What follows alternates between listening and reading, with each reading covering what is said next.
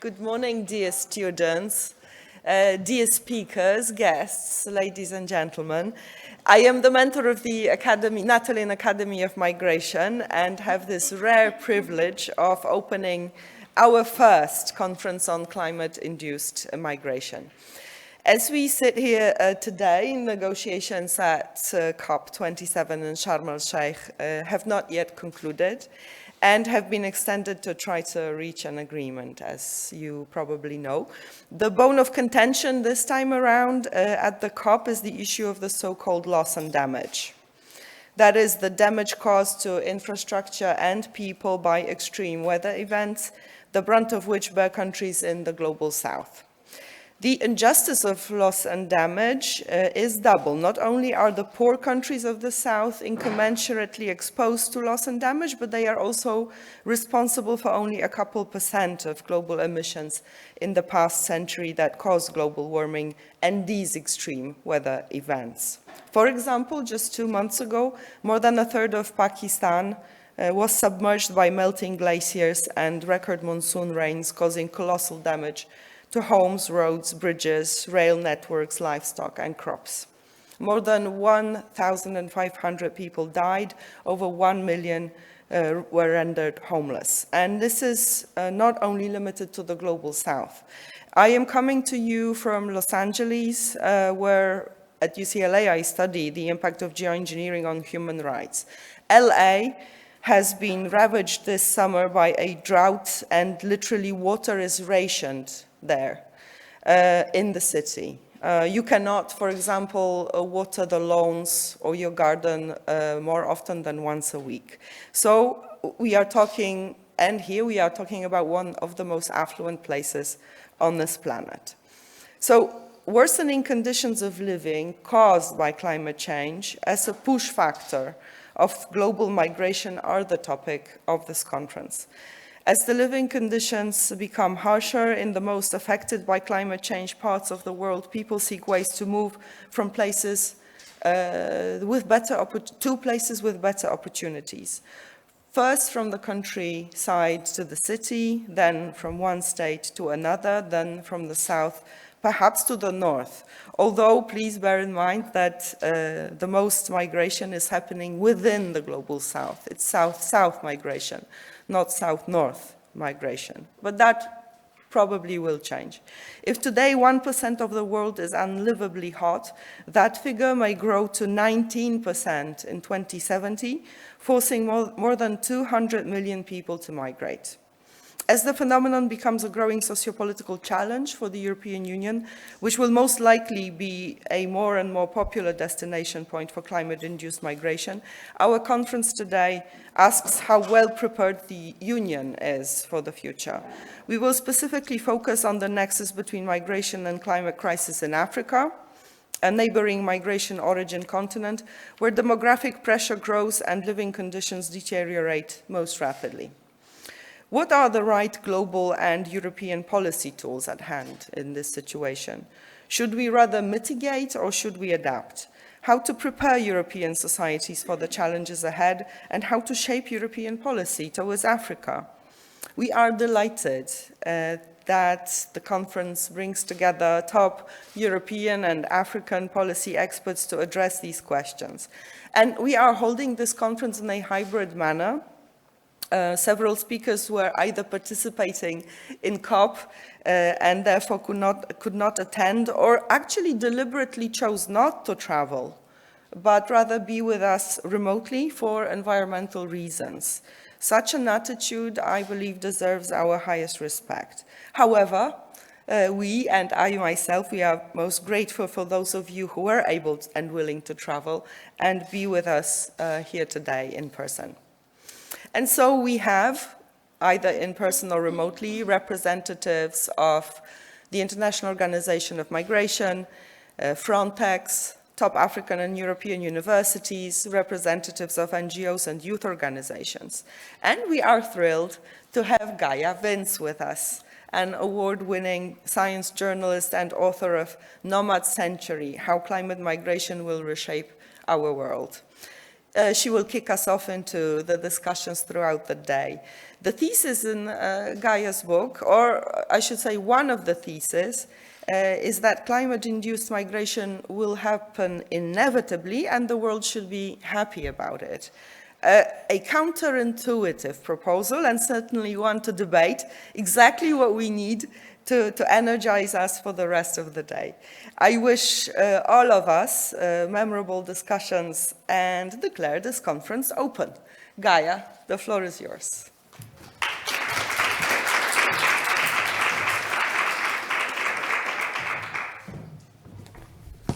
Yes, dzień dobry. Well, actually, having learnt a few words of Polish, I now learn that there are at least 30 different nationalities here. Hello, bonjour. Hello, good morning. I'm absolutely delighted to be here, arriving with the snow. But although we have snow here today, just a few months ago, it was the opposite. I don't know if you can recall the summer where in Warsaw, Warszawa is normally around 25 degrees Celsius. This summer experienced at least 35 degrees in the summer, huge heat waves. Where I live in London, a normally very temperate, moderate, drizzle-laden, boring weather system. There were wildfires breaking out. That's the outskirts of London. We had bushfires reminiscent of Australia. This is the United States, Patricia was just talking about, with the drought. This is what's going on with the reservoirs, water supply. Of course, South Asia experienced from March months of extreme heat wave in India and Pakistan, which was then followed by devastating floods from Bangladesh to Pakistan, 33 million people displaced within a week. So we're seeing extreme heat, we're seeing displacement of people by floods, people being washed away from the United States to Asia, to Africa, to Australia, even Europe engulfed in bushfires this year. The Gironde, it's been a year of extremes, followed by another year of extremes in 2021. And these back-to-back climate extremes are only going to continue. And what they do is they reduce the resilience of societies to cope, you know, because while you're dealing with one disaster and then you're hit with another disaster, it chips away at the capacity to manage these things, even in the rich world. So this is our world at around, we think about 1.3 Celsius above the pre-industrial average. And take a look, because it's only going to get worse from here. This is the best now that we're going to experience. Now, it's going to become more dangerous as the temperatures rise over the coming decades. Events like this are going to become more frequent and more severe.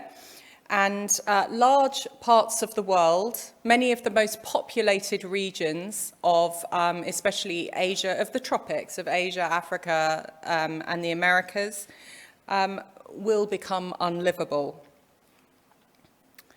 as this continues. And so I've written a book born out of frustration of and how we're going to deal with this situation. And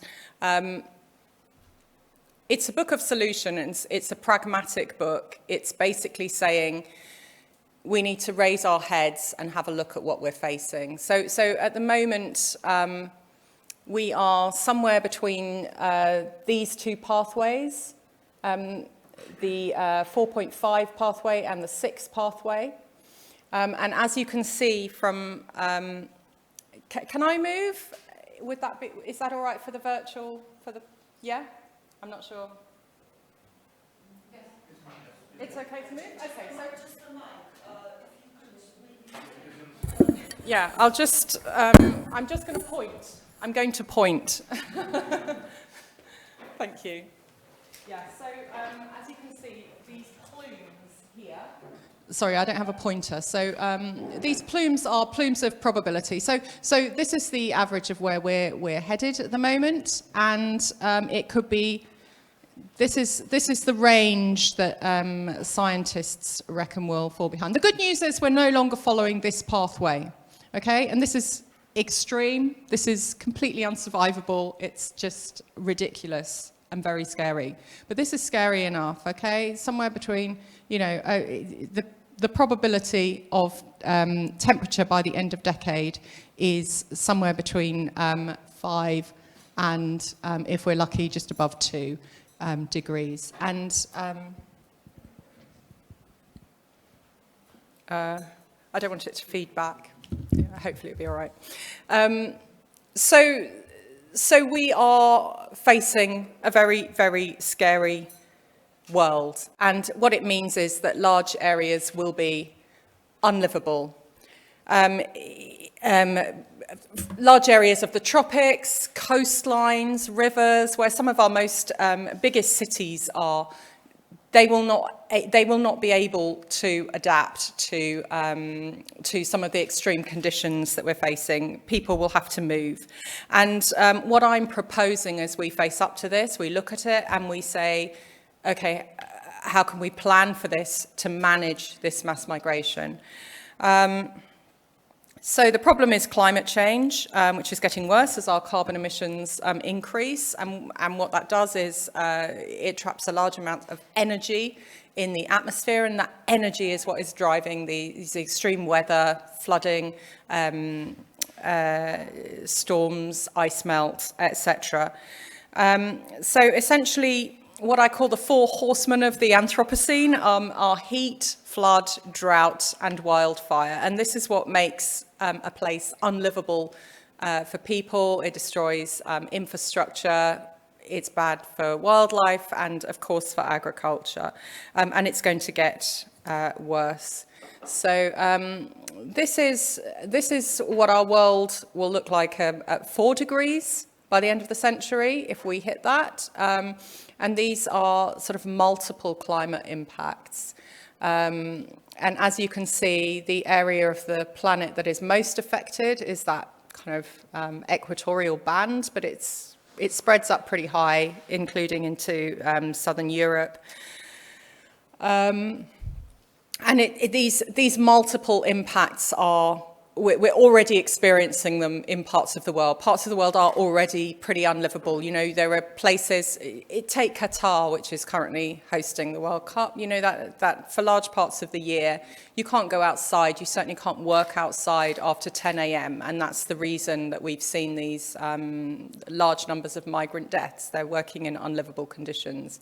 You know, the result of heat stress is things like, you know, kidney failure, heat exhaustion, and death. So what makes heat particularly lethal is when it's combined with humidity, because we're mammals, and so we must maintain our body temperature, and we do that through evaporative cooling. So we sweat, and the heat from our body is used to evaporate the water. So to measure wet bulb temperature, it really is as simple as putting a damp cloth on the edge of on the bulb of a thermometer. And there is a wet bulb temperature survivability limit, which was thought to be 35 degrees, and that is known as the threshold of survivability. And when that is exceeded, even healthy, fit young people will die within 6 hours. And until recently, that temperature was never thought to have been exceeded anywhere on the planet. It's now been exceeded in a couple of places. However, recent studies have actually pushed that survivability threshold much further down, and it now looks like that that threshold is around somewhere between 25 and 28 degrees of a wet bulb temperature. And there have been, in recent years, some big severe heat waves in Europe. So in 2003, 30,000 people died of a heat wave in Europe, and in Russia in 2010, 55,000 people died. And in neither of those heat waves did the wet bulb temperature exceed 28 degrees. So that's a kind of a wake-up call, really, about how we need to rethink what levels of heat stress, when combined with humidity, might prove completely lethal. This is at 2 degrees, and even at 2 degrees, you can see that heat stress is a big concern across, again, similar places. And this is a reminder at 4 degrees what we face. So as you can see, it's the tropical regions that are most impacted.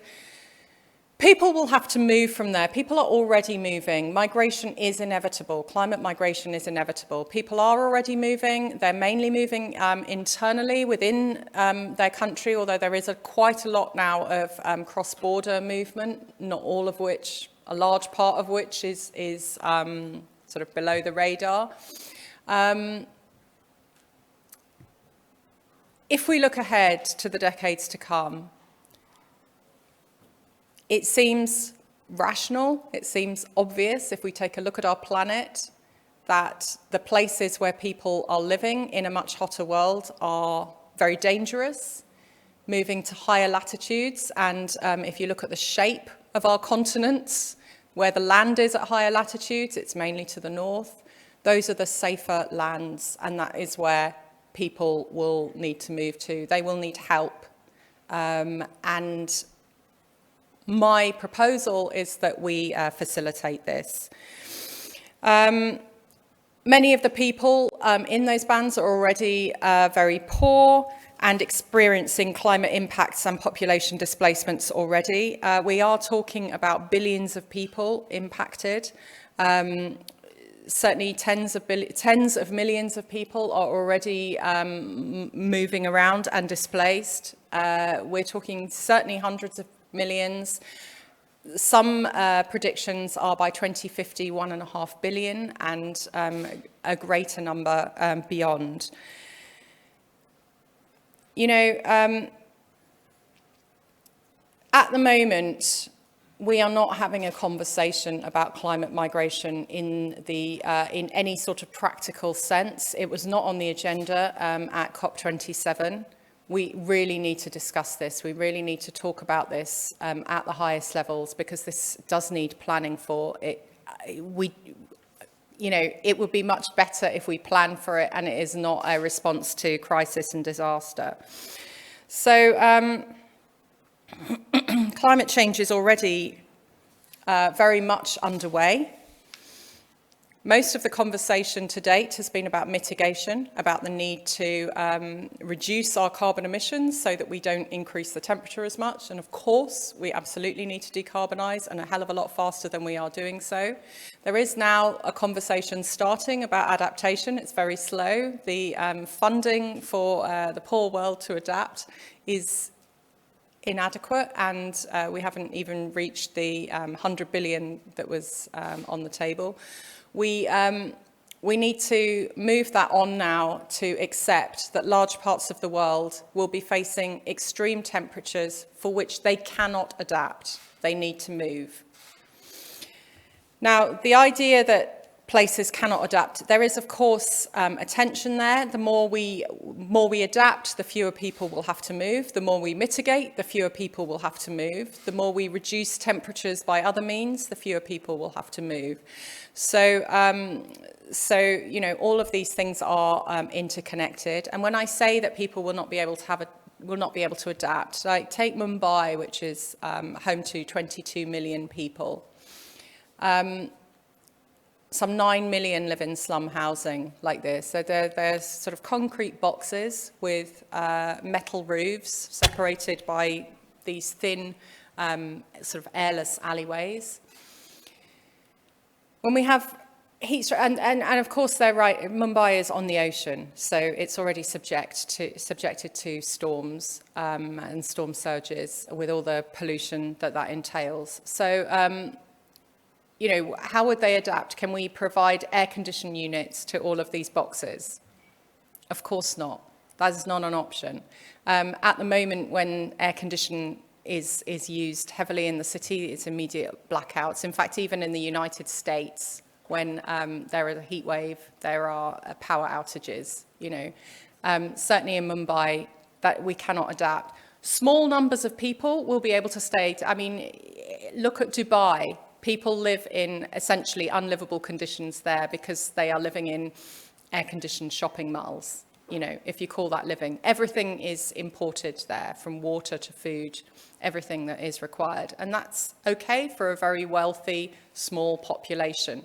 That's a possible adaptation, but it's not possible for 22 million people in 2060 in Mumbai. People will have to move. So I am calling for a pragmatic solution to this crisis. We need to help people move from the worst hit poor regions to safety. And in some places that will mean expansion of existing cities. And in other cases, entirely new cities will have to be built in the more habitable far north, where people have the institutions and where the conditions are not so extreme and adaptation is possible. You know, everywhere on the planet will have to adapt to climate change. They will have to adapt their infrastructure. You know, we have to completely decarbonize our energy systems, transport, and completely change our food production systems and where food is, what sort of foods we eat. It is a big deal. It is a huge upheaval.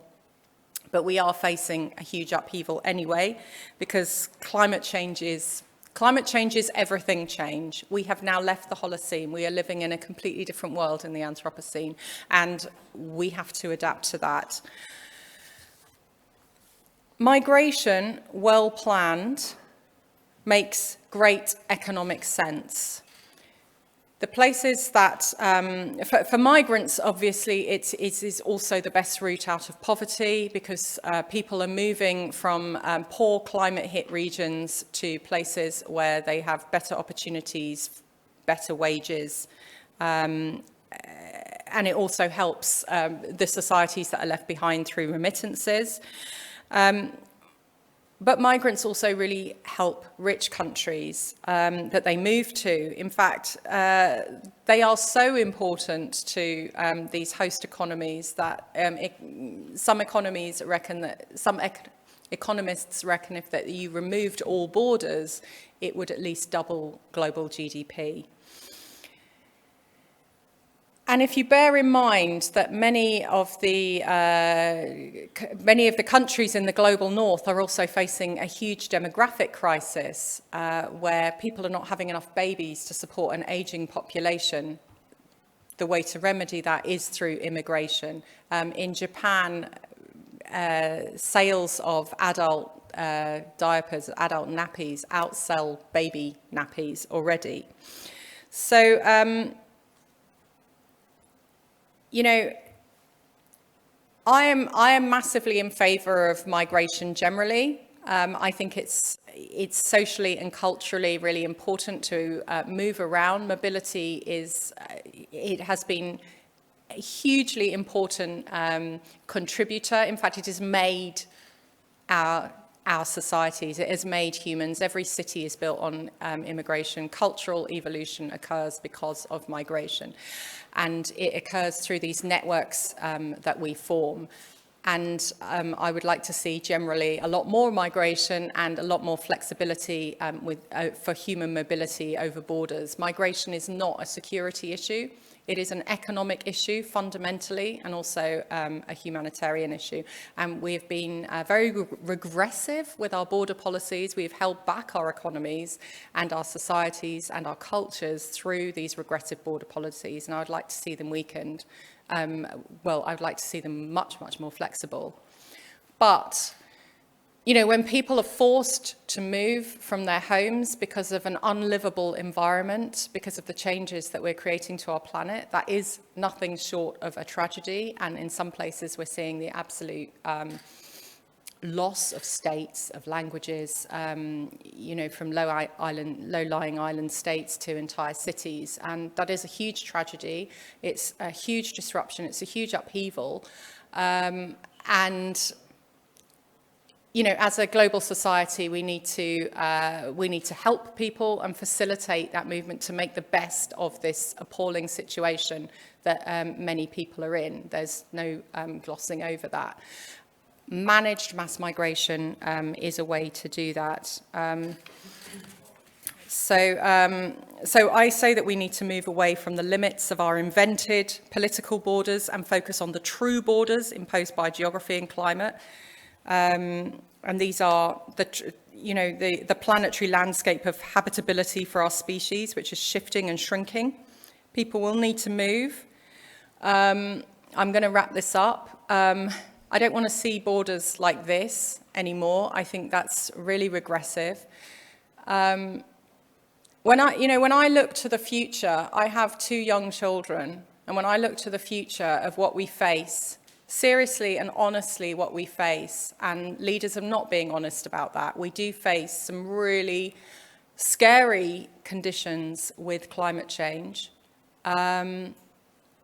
You know, we do have options. We have many choices. We won't have them in the future, but we have many choices. And those of us who are lucky enough to live in democratic countries, I would like to see us choosing the way forward while we still have these choices. And, you know, I would much prefer my children to live in denser, more multicultural, green, sustainable cities of the future where they live next door to a Bangladeshi, a Nigerian, than that they were conscripted into armies to fight the Bangladeshi or the Nigerian migrants coming. I think that's a much better, more sustainable future, and that's what I would like to see. I'm going to wrap this up because I'm already over the worst. But yeah, so I want to see cities like this that are integrated, truly inclusive. It will take investment in infrastructure, investment in housing, making sure that people have enough access to healthcare, education, social welfare. You know, that investment will be more than repaid. It is so worth it. And the other key investment that needs to be made is the social investment in truly inclusive, an inclusive narrative, an inclusive society where these new citizens feel like part of this national project. They feel part of their city's future. And the existing society feels that they are part of this bigger nationhood. That's what I would like to see. Yeah, I've written a book of solutions. You won't agree with all of the solutions. That's fine. But let's talk about these options while we still can.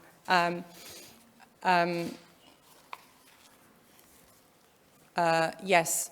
Talk about them, because this is how we will solve the problem of survivability that we face. Thank you.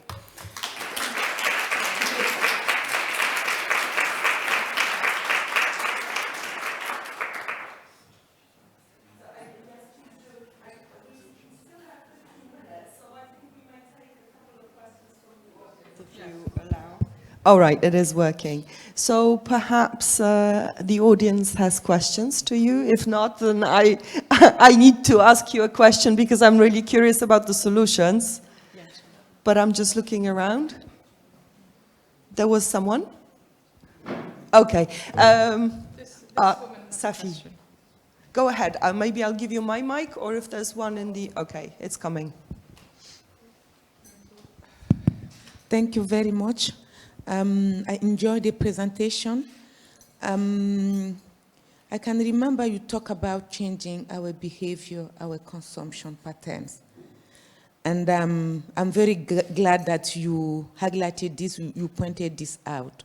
So my question is, what do you think, about the role of circular economy in climate change mitigation and adaptation? Yeah, basically in Europe? so what do I think Thank you. about circular economy? Yeah, I mean, we absolutely need to change everything in order to adapt to the climate threat that we are already experiencing, right? This isn't some future threat, it's already happened.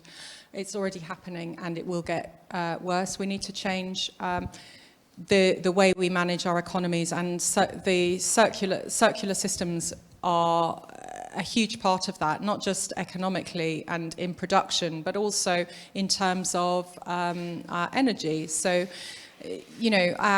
our infrastructure, instead of just consuming energy, our buildings will generate energy and they will use it much more intelligently. So we will use heat exchangers. Some progressive architecture and engineering already uses that. We've been rolling this out way too slowly. But also water, the circularity of water, we will use that. Circularity of production, everything from the initial design. When designers design products, we need policy, absolutely, that ensures that the whole life cycle of that product is considered right at the process of design. How is that going to be taken apart and reused? That needs to be designed right from the outset. It's essential, and it's, to me, pretty appalling that we haven't already instituted that as a policy right from the beginning, because it's perfectly possible. Right, I think there is a plan at the EU level and a lot of thinking about circular economy. Actually, we also had a strategy in Poland for this country, thinking about circular economy, but it has to do with the push factors, right? With emissions, cutting it down, and probably ultimately... Some cities have been a lot more progressive with this. I know that Amsterdam, for example, has a strong plan in place for this, but, it must be right at the heart of what we do with everything. It just makes sense, right? There's this linear economy that we have for so many things has led to huge amounts of pollution and wasteful resource use at a time when we have an increasing human population. We're already at 8 billion people, a very uncertain climate where the world is heating up, and we do have limited resources. I mean, it is quite baffling, actually, that it is taking so long.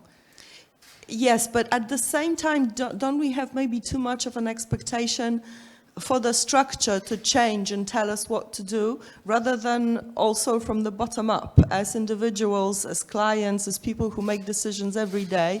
We also need to think about that, because it's a sort of a dialogue between structure and agency, I think. Yeah, sure. I mean, we need to do things at the individual level, but ultimately this is a systemic problem. It is a planetary problem, and we need much better governance. We need leadership with vision, and it needs to be driven through policy change that actually enhances. It should be cheaper and easier to recycle things, to use things in a much more efficient way. At the moment, it's actually quite often difficult, a chore, and it's not done properly, even when you put that effort in. I mean, there is no reason why our policy couldn't be more progressive on that. So talking about governance and going back to climate-induced migration, you pictured a future that is beautiful. I mean, we live in peace without borders, we manage mass migration. This is your wording. Immediately what comes to my mind as a political scientist, I'm thinking, how do you manage mass migration at times like these and with these kind of attitudes? I mean, the political realities are the way they are. Exactly. So you know. So the question is, how do you go about this future with the realities that there are now here in Europe? You will not tear down borders.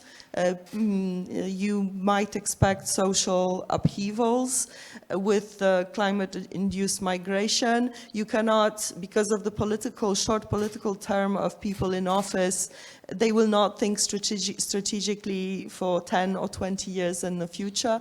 So practically, what do you do? Yeah, I mean, you know, none of this is easy. This is a huge challenge.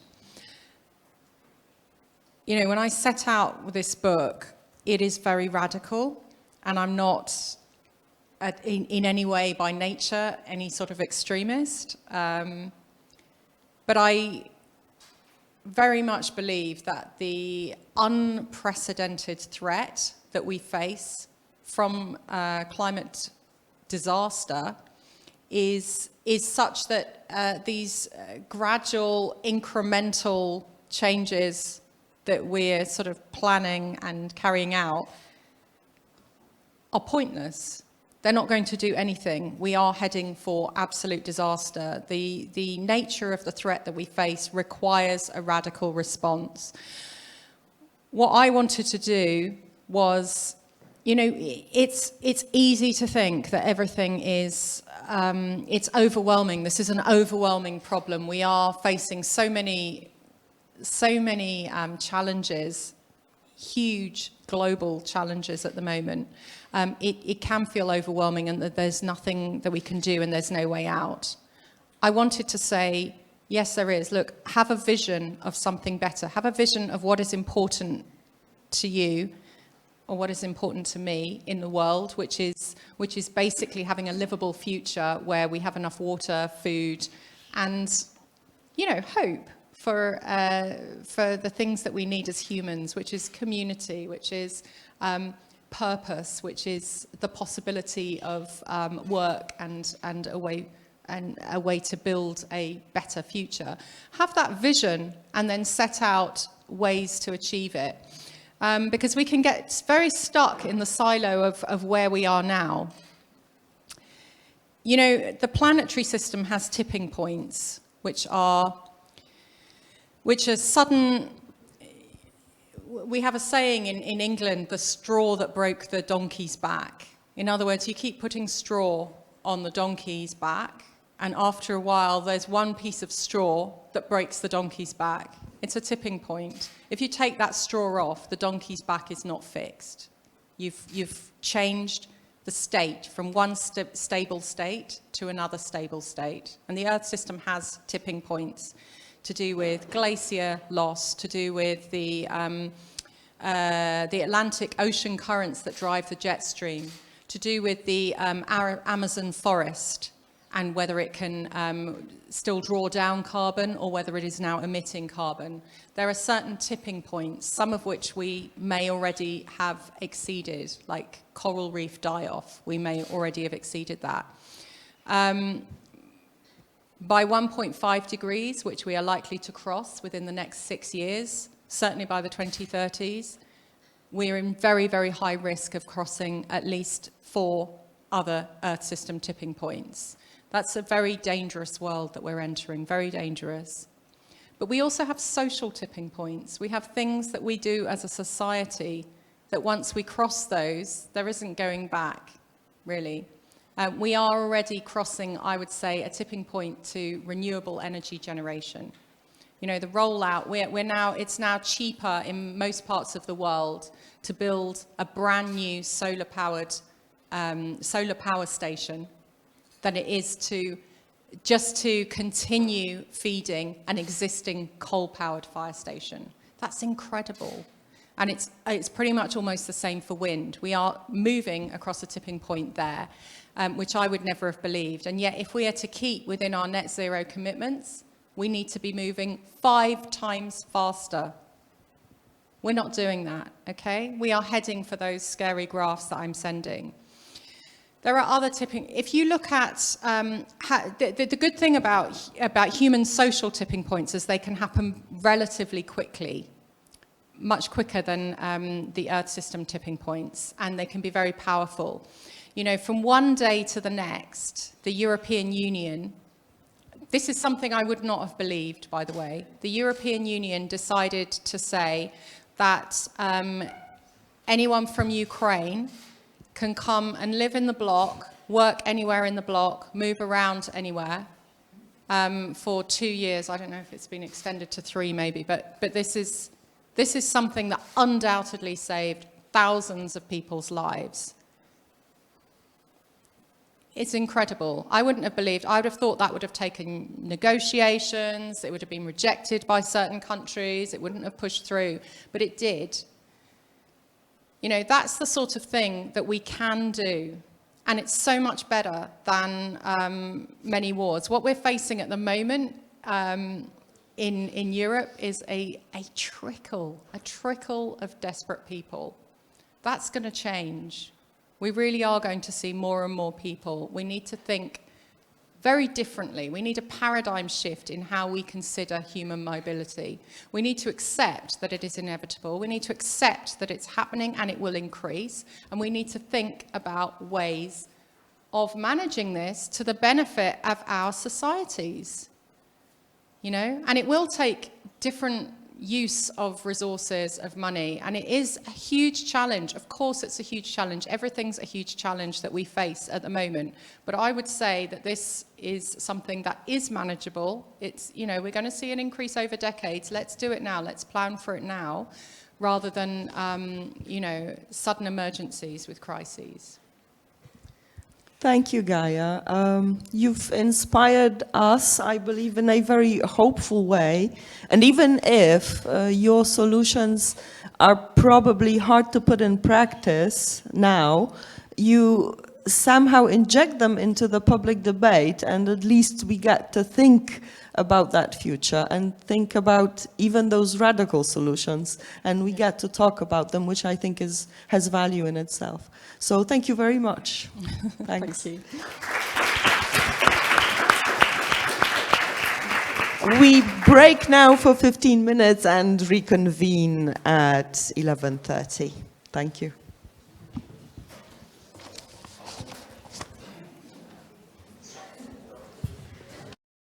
We will now move with the program of the conference, and I would like to start by thanking Gaia for giving a very important and insightful keynote speech this morning. It was very insightful, very important. Definitely there's a lot to talk about. So I hope that we will explore the topic a bit further, and we'll proceed with the today's conference first panel discussion, called Climate-Induced Migration, a Challenge for the European Union and the Globe. And it is my pleasure and an honor to introduce a great group of speakers, some of them physical, some of them online, who will further delve into climate-induced migration and the role of the EU in approaching this matter. Climate change has been affecting millions of people around the globe, threatening them with relocation and creating new flows of migration within and across the borders. The regions that are at risk today may become uninhabitable tomorrow. This will bring permanent and international displacement on a massive scale. For example, UN estimates that 700 million people could be forced to relocate by 2030 due to water shortages.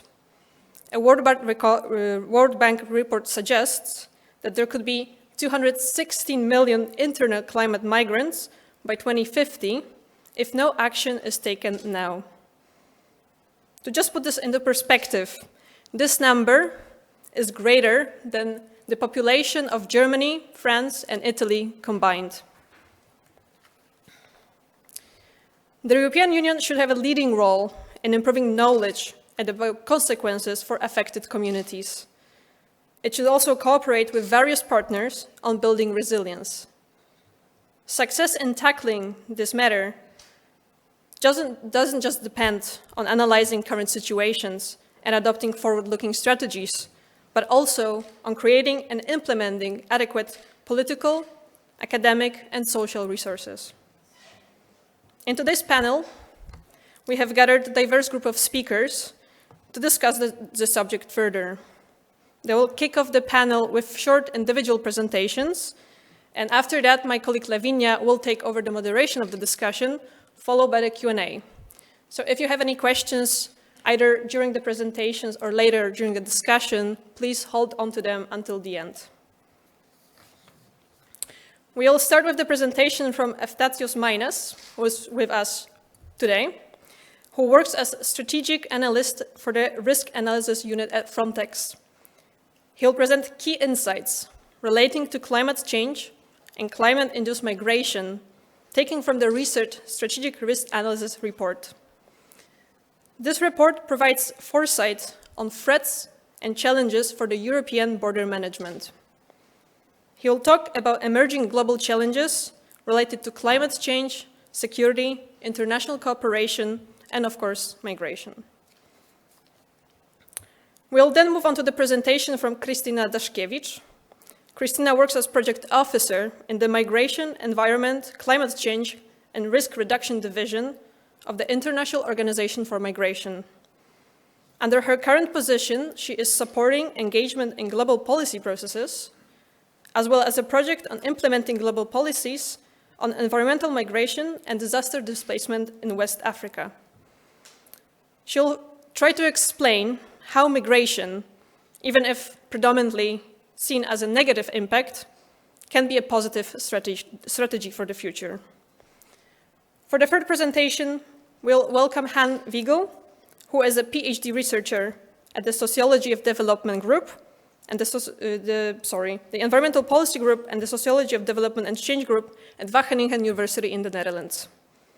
Han will take a step further in explaining the complex nexus of climate change and migration.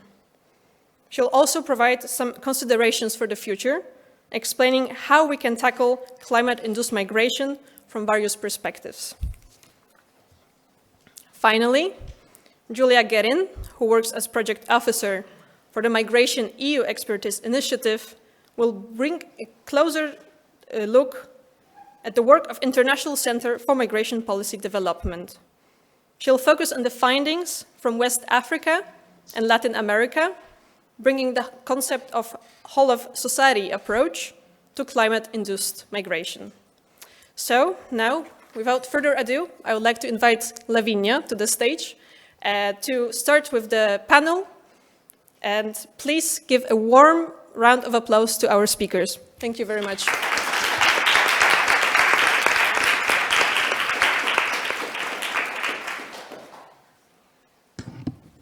So thank you, Alicia, for introducing the session and our distinguished speakers. Today, we are very pleased to welcome Eftatios Minas. Please, the floor is yours.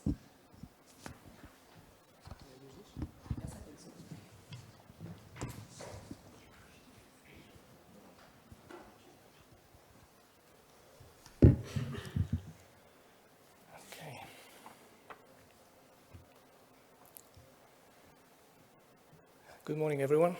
Hope you can hear me. My name is Eftatios Minas. I'm a strategic analyst with the risk analysis unit of Frontex. And today, I'm going to be talking about our flagship product, a strategic foresight report.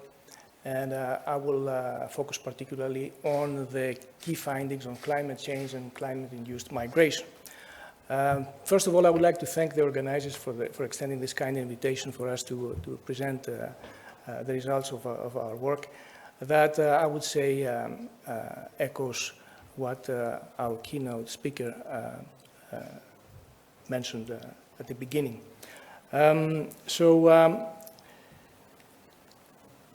This is the outline of my presentation. I will introduce, first of all, the multi-annual strategic policy cycle on integrated border management, which is the framework that our work fits in. And then I will mention the strategic risk analysis report that we produce every 2 years. And then I will focus on the key findings of climate change and climate-induced migration. And I will end this short presentation with an outlook on irregular migration over the next decade. So what is the multi-annual strategic policy cycle integrated border management? It's a new development, a relatively new development. It was established with our regulation of 2019, the Frontex regulation, that established a multi-annual strategic policy cycle integrated border management. You might think of it as a parallel to the policy cycle on serious and organized crime of Europol. So this provides an opportunity to develop policy priorities over a 5-year period. And this process starts, hope I can use it, yeah. The process starts, as you can see, of the policy cycle with the strategic risk analysis report. We produced the first one in 2020. And on the basis of the findings of the strategic risk analysis report and other, of course, information available to the European Commission creates a policy document setting out priorities for integrated border management. Then this is followed by discussion with the European Parliament and the Council. Then Frontex develops a technical and operational strategy for integrated border management. Basically, Frontex and the national authorities develop plans for capability development planning in order to address the future threats and challenges at the borders. So that's why you see here the next steps involve the creation of national IBM strategies. And after 4 years, the European Commission will do an evaluation and see if there's a need to make any adjustments in this process. So we produced the first strategic risk analysis report in 2020. It informed the policy document of the Commission, which is out. It has been endorsed by the Council, and hopefully at the beginning of next year, we will have the 5-year policy cycle up and running. So this is more or less the framework that our work fits in. I should mention again that this is a report, a biannual report. Every 2 years we have to produce it, and the report does not follow the 5-year cycle, but it's a long-term, more strategic document looking at what might happen in the next 10 years. So let's now look at the strategic risk analysis report in brief. So you see there the main research question. The main research question is what will be the threats and challenges for European border management and return over the next 10 years. As I said, this exercise repeated every 2 years. The strategic risk analysis report is a qualitative dominant exercise, and it entails a megatrends implications assessment. We try to assess all 14 megatrends. This is a tool that has been developed by the Commission's Joint Research Center at Ispra in Italy, and this is a proven approach that is used across policy domains. So we use this approach, and we analyze all these megatrends the first time: inequalities, climate change, environmental degradation, migration, consumerism, aggravating resource scarcity, demographics, the influence of global East and South, technology, the changing nature of work, education and learning, health challenges, urbanization, governance systems, and the security paradigm. So this sets the scene of our work. Our approach is to identify the general direction of future events through this study. And the idea is to assess the global risk and intelligence environment.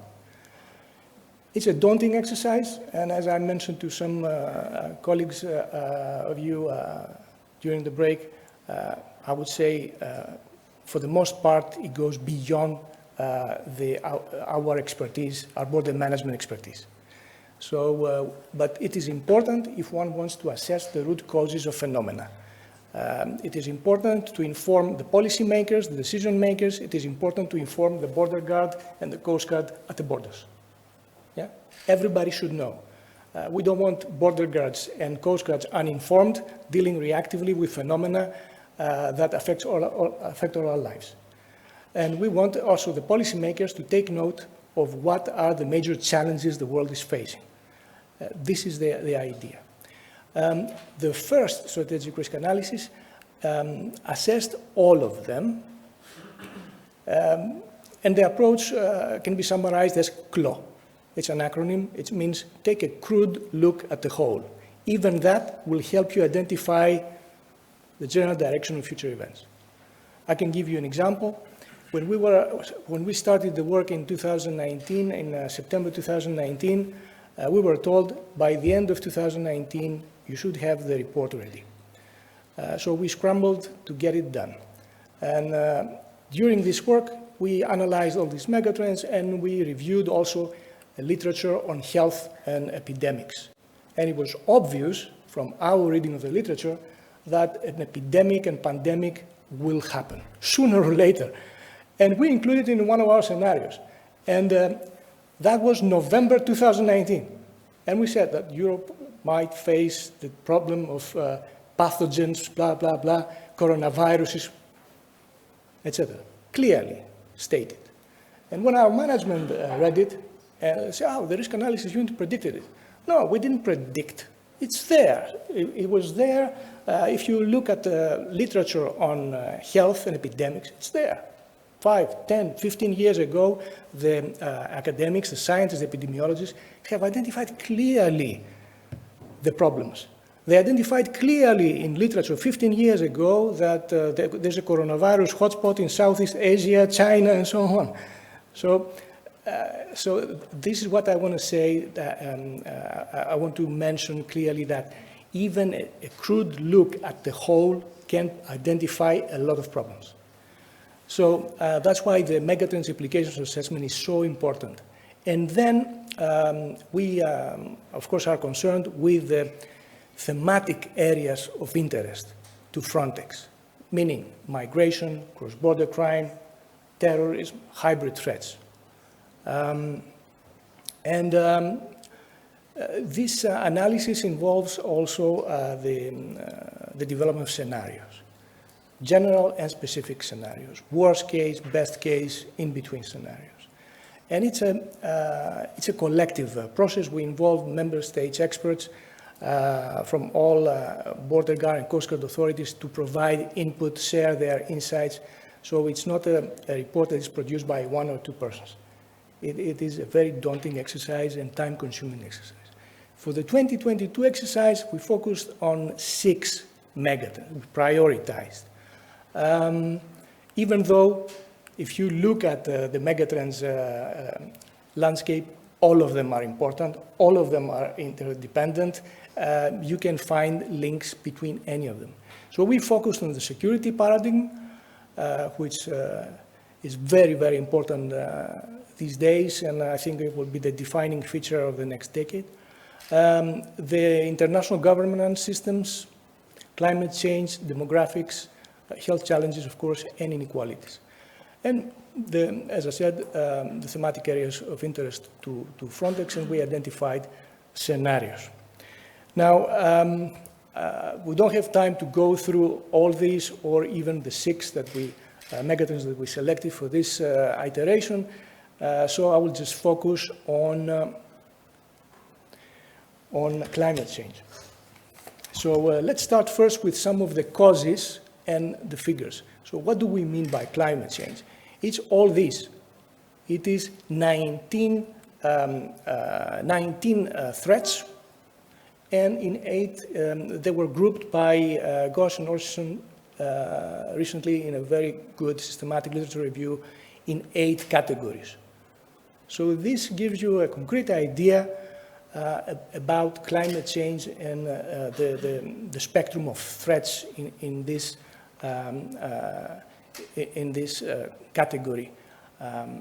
So it is all these things that affect us, and all countries are affected by it. And here you see the figures, the internal displacements in 2021. There were 23.7 million of internally displaced people by disaster. And you see there are fluctuations, but obviously the number of internally displaced persons is quite high. This is the situation at present. Now, allow me a parenthesis, because climate change does not happen in a vacuum, does not happen in isolation. It is part of a complex whole. And it is important to note from the outset that climate action is one of the Sustainable Development Goals, one of the 17 Sustainable Development Goals of the United Nations 2030 Agenda. And climate change is a decades-old and persistent global problem. The United Nations, knowing the seriousness of the situation, is pushing for climate action before it's too late and the climate change becomes irreversible. But up to now, as it was already stated, the efforts of the international community have been insufficient to stem the climate change. As a result, the problem is getting worse for humans and all living creatures. And it seems that the international community will have to feel the pain before some serious and determined, focused action takes place. As Gea mentioned at the beginning, it takes a socio-economic transformation of our societies in order to mitigate the effects of climate change, and we don't know what thresholds we have crossed. But it's important to note that these 17 goals are unfortunately off track. We are not going to meet these goals. It's poverty, it's hunger, it's the energy targets, economic growth, it's water, it's life on land, it's so many important aspects that we are currently failing to achieve some progress, or in some cases there is a reversal. It's a quite worrisome situation. Next, let's look at migration. Migration is a complex phenomenon, and climate change is one of the factors that influences migration. There is certainly correlation, there is certainly a causal relationship between migration and climate change. And migration is affected not only by climate, but several other factors. Here, I use a visual from Black et al. It's a very interesting article. And you see here the environmental drivers, the social drivers, the personal household characteristics. I would say you can add in even the individual psychology dimension here. Agency, it's important. There are political drivers, economic drivers, demographic drivers, and there are lots of influencing variables too. So the migration decision is not a simple one. A lot of factors influence this migration decision. So we face the problem of multi-causality here. How you disentangle the decision to migrate from those factors that might affect it. It's quite difficult, and it has both policy and practical implications.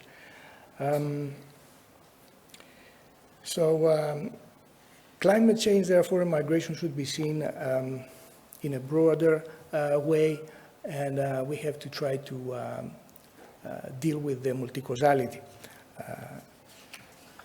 that affects migration.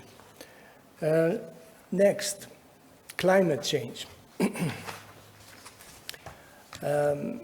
Our assessment in 2020 and our current assessment in 2022 states clearly that climate change will be one of the most defining features for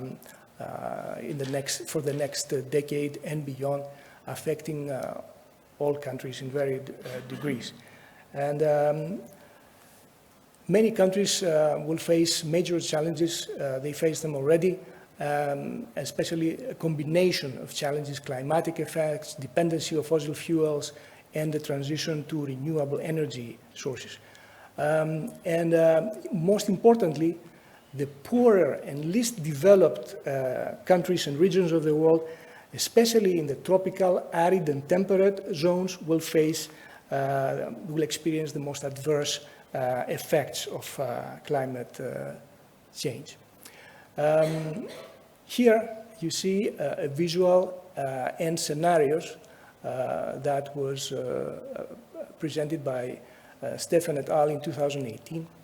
And this relates to the tipping points that were mentioned at the beginning of this conference.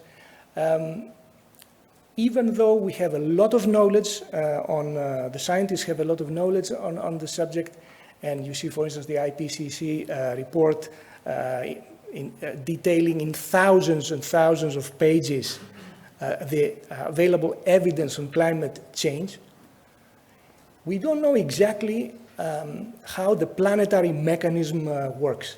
So we don't know whether we have crossed already some thresholds and the change is irreversible or not. Do we have time? If you ask the thousands of scientists that are behind the IPCC report and other influential papers, they will tell you, no, we have to act now, as if it is imminent. Probably it is imminent. Probably even if we start now, begin now this socioeconomic transformation, it might not be enough to stop the rise in temperature. And you see here the three scenarios presented here, the tipping elements at risk, between 1 and 3 degrees, 3 and 5 degrees, or more than 5. So basically, we are heading in a direction where we will have to deal one way or another with some hothouse Earth scenario. And any scenario above 1.5 degrees Celsius will have great impact on humanity and all living creatures. Hothouse Earth is something we want to avoid at all costs. This is not new. There are negotiations going on for 4 decades already. Petrochemical companies that invested heavily on fossil fuels, they know already since 40 years ago what might happen if the temperature grows to 1.5 degrees and so on. They know. Yet our model, the model of humanity, relies on fossil fuels. So I really don't know how this transformation can be affected, but certainly we want to avoid these scenarios. For instance, Amazon rainforest becoming a savanna, or the permafrost melting. It will emit great amounts of methane, worsening the hothouse effects. Then the Great Barrier Reef will disappear. All these problems, the melting of the ice sheet in the Antarctic and the Arctic, all these carry grave implications for humanity. And once again, the scientists, they don't know exactly how these planetary mechanisms work, and they are afraid that climate change might be sudden and cataclysmic. We don't know that. Even small changes might result in unthinkable catastrophe. That's why, with this in mind, I include this question here, whether scientific advice is heeded enough by governments around the world, given that even a cursory look at the available evidence will convince any of us, any citizen, that action is imperative and cannot be delayed. Now, climate change and climate-induced migration. There are very, very influential studies, like the study of Ripple et al. If I remember well, 11,000 scientists co-authored this paper. And they agree that we seriously underestimate the environmental threats, that climate change is something that affects all countries, developing all countries, especially the poor and low-income countries. There is a complex interplay between climate change and all other megatrends. We should not overlook that. There are links to resource scarcity, health, urbanization, inequalities, consumerism. All these things have to be taken into account. Of course, the hothouse Earth scenarios will bring us closer to ecosystems and habitats, bringing us closer to epidemics and pandemics. Obviously, the more we trespass into the ecosystems, the more likely is that we will have some infection that could become the next epidemic and pandemic. We know, of course, that climate-induced migration is mostly internal at present and regional. But that might change because more and more people will be affected by climatic phenomena, and it will force international migration as well in the process. So that's why I think that this is a very important finding, that it might become a key driver of international migration. And as I said, due to the links of climate change with all other megatrends, including security, they might contribute to criminality and conflict as well. Think of water scarcity, and the conflicts between countries.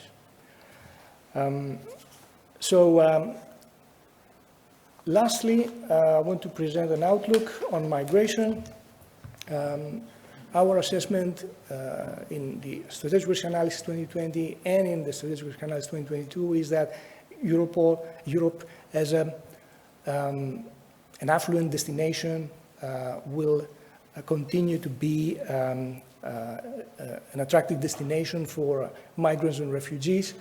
That might, in the future, that might result in disproportionate migratory pressures as well as crises over the next decade. And we think that the interplay of megatrends, including climatic change, will play an important role in that. We also think that the source areas of migration will be mostly Asian and African countries because of the combination of all these factors you see there on the screen. I must say that up to now, African migration, for instance, has been mostly intra-Africa.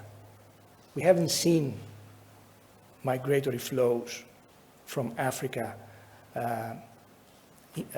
significant migratory flows up to now, because the migratory movements happen within the continent. So that might change in the future as the net effect of all these factors. And it follows that with such a foresight, these points become essential. We need to improve our crisis preparedness. We need to invest in contingency planning. We need to cooperate internationally better, create synergies, be ready to provide humanitarian assistance to those in need, including climate migrants, because obviously this is an emerging global challenge. So that's the end of my short presentation. I have included here some bibliographical references for you to consider. Thank you very much for your attention.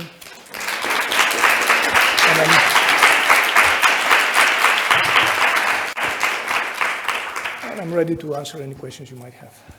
And thank you so much for your insightful presentation and all the inputs you have provided us. The Q&A session will be at the end of the panel, but I have a super quick question for you. And so, as you stated before, Europe will also experience disproportionate migratory flows and pressure over the next decade because of climate change. So my question is, what are the main policies that Europe is willing to carry out to address this issue, and what is the role of Frontex in this context? Well, this is definitely a policy-related question, and my role is that of strategic analyst. This is definitely a question that should be addressed to the policymakers in Brussels, the Council and the European Parliament. But for sure, the multi-annual strategic policy cycle on integrated border management presents a unique opportunity to inform the policymakers and then develop strategic objectives and priorities for the next 5 years. This is what we are currently expecting to hear from them. And as I said, I think it will be, the policy cycle will be established the beginning of 2023. So, but definitely Frontex will play a role in this, but the key challenge here is how to solve the big problems of the world. Because let's face it, border management can do so much, and it's mostly reactive, let's say. We are proactive as well, but when you work at the borders and you know that there are serious problems that push people across international borders, you know that these problems cannot be addressed by a border guard and coast guard agency. It's like what we say in criminology: crime is not a policing problem. You have to solve it somewhere else. So this calls for international cooperation, and I'm afraid that our assessment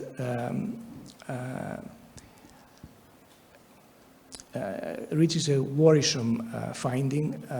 We fear that the next decade will be marked by a hostile security environment. A hostile multipolar world is emerging, and that will make any initiatives to improve things more difficult, because I'm afraid that international cooperation, international relations will be very much affected by hostile geopolitics and geoeconomics. Yeah, I totally agree with you. So it's going to be a huge challenge for the EU. And thank you so much again for answering my question. Now it's the turn of Kristina Daskiewicz, I hope that I pronounce it correctly, who is the project officer at IOM, International Organization for Migration, and works specifically for the migration and climate change nexus. So please, a warm welcome to Kristina.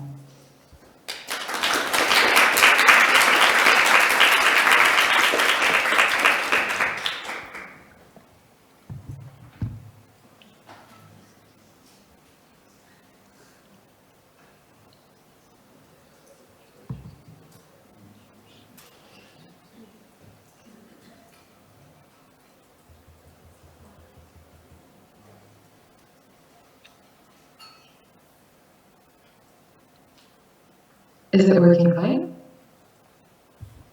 Yes. Thank you.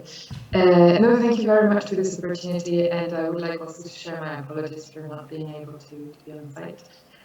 So, as you mentioned, I'm part of the Migration, Environment, Climate Change and Risk Reduction Division of IOM. And in the next 10 minutes, I will share some words on the migration and climate change nexus, including the understanding of migration as adaptation, and also some more words on IOM's work on this thematic in the context of our institutional strategy. But first, I thought we could maybe have a look at some examples of what disasters can be and how they affect people. So here you have an example of from Somaliland, where a drought is making it harder to find clean water.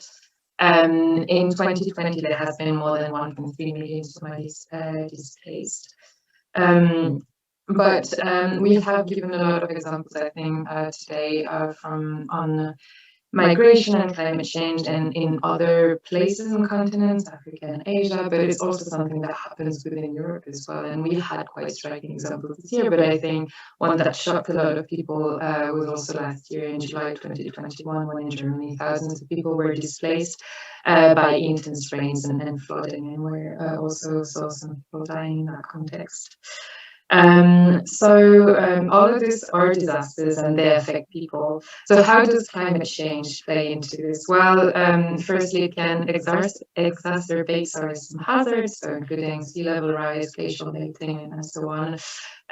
It can increase the frequency and intensity of other hazards in specific regions. So we can think of tropical storms and cyclones, for example, here. And it has a limited impact on other disasters like earthquake and volcanic eruptions. But we know that people are moving in the context of disasters and climate change and environmental degradation. Some of these movements happen in the context of sudden onset disasters that strike quite fast. And sometimes we can foresee them, we can prevent them also thanks to early warning system, evacuation. Sometimes they pass and people can go back home. Some of them are more on the side of slow onset events like drought. These ones are actually much less researched, much harder to predict, and also linked to climate change, but it's also harder to find solutions for them because of the knowledge gaps as well. So while we talk today about people moving, as per the title of this conference, we also have to acknowledge that people can also be trapped or immobile in the context of disasters, environmental degradation, and climate change. Movement and migration needs a certain level of resources that's not available to all. So most vulnerable and poorest people actually can end up being trapped for this in this context. I then wanted to have a look at the global context here, but my previous colleague already highlighted the numbers from the Internal Displacement Monitoring Center. So that in 2021 alone, 23.7 million people were newly displaced in the context of disasters internally. I would like to add to what my colleague said before that since between 2008 and 2019, we had an average 24 million people displaced, 24 million new displacement each year in the context of disasters. And Asia Pacific is by far the region that's hit the strongest every year. I then would like to have a quick look at the different terms that we use. Today we're mostly focusing on migration and climate change, but I'm sure you have heard of all the terms, from climate refugee, environmental migration, disaster displacement, and there are quite a few differences between these terms. But just to clarify what we're talking about, I thought it would be helpful to have a definition of environmental migration. And as per the FAYOM, we understand climate migration as being part of environmental migration. So you can see here the definition, the working definition that we use as FAYOM, since there is no internationally recognized definition for migration to start with, but even as for environmental migration. So we understand environmental migrants as persons or group of persons who, for compelling reasons of sudden or progressive changes in the environment that adversely affect their lives or living conditions, are obliged to leave their homes or choose to do so either temporarily or permanently, and who move either within their country or abroad. A term that comes back often as well is the one of disaster displacement, which is, the main difference between both terms is that displacement is understood as a forced movement, while migration is understood usually as prominently chosen. And the document of reference that we use to define what disaster displacement is the Nansen Initiative Protection Agenda from 2015. So I thought I would also highlight this for ease of discussion. So, as I mentioned, there are a wide range of terms to discuss migration and climate change. And so I'll say more general human mobility in the context of climate change, disasters, and environmental degradation. So it goes from, we talk about displacement, migration, we talk about planned relocation, we can talk about evacuation as well. And I mean, we don't have enough time to go through all these terms and like how they differ and the realities they represent, but the diversity of this term is also a reflection of how diverse migration is in this context and the different characteristics that they can have. So, as mentioned with the distinction between displacement and migration before, in this different context, the movements can be forced, but they can also be voluntary. They can be temporary, but permanent as well. They can be short distance or long distance. They can be anticipatory or reactive, and they can increase vulnerability or increase resilience depending on the context. And this is another element that my colleague already highlighted before, the importance of considering the multi-causality of migration, because environmental factors are rarely acting in isolation. They rather influence all other migration drivers. And here we more specifically refer to social, economic, demographic, and political drivers. Also, an aspect that's really important to highlight in this context, and there's also growing research in this, is the fact that we also need, beyond these drivers, to take into account the perceptions of environmental change by the people in the community who are affected, because they have an importance in the decision to migrate. But to summarize what's on this slide, the main idea is, of course, that the decision to migrate depends both on individual and contextual factors. I also wanted to highlight that while here we talk about multi-causality of migration, we also have to keep in mind that a disaster itself is also multi-causal. So this is why I think in our discussion we refrain, to even mention the term of natural disaster. We really try as a community working on disaster risk reduction to move away from this term and to prioritize the simple term of disaster, because a disaster is never natural. They're beyond the natural hazard, which is the natural component. You also have to take into account the vulnerability of the people and communities, and also the exposure of the people and the assets. And it's the combination of these three elements that make a disaster. And it's in the understanding of this multi-causality and this formula, so to say, that there is space for states, local authorities, and the international community to actually act and prevent and prepare for disasters as well. So to give a quick summary of our understanding based on the evidence of the mobility outcomes based on the type of events and changes. So in the context of sudden onset events, we know that people move in a concentrated manner, that movements have a clear trigger, and they may be more clearly forced. While in the context of slow onset changes, such as drought that I mentioned earlier, people's movement is more diluted over time. The causes are more difficult to determine, and the line between forced and voluntary is also quite blurry.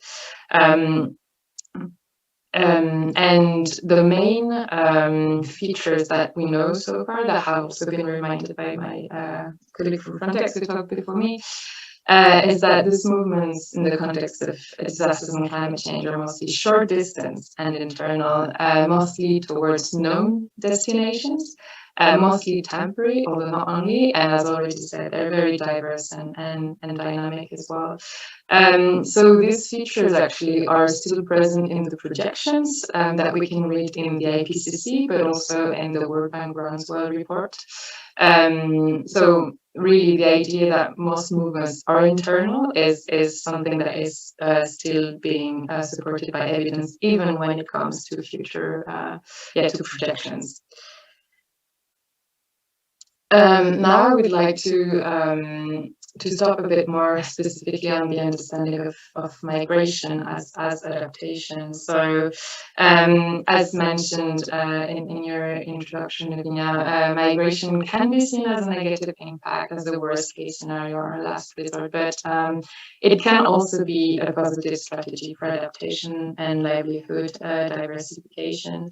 So many households are already using migration as a strategy to increase preparedness for future hazard.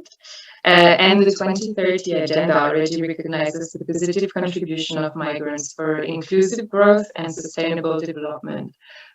For individuals and households, migration can diversify livelihood options by providing access to new employment opportunities and markets, enabling people to send remittances and facilitate the transfer of knowledge and skills through diaspora networks or upon return.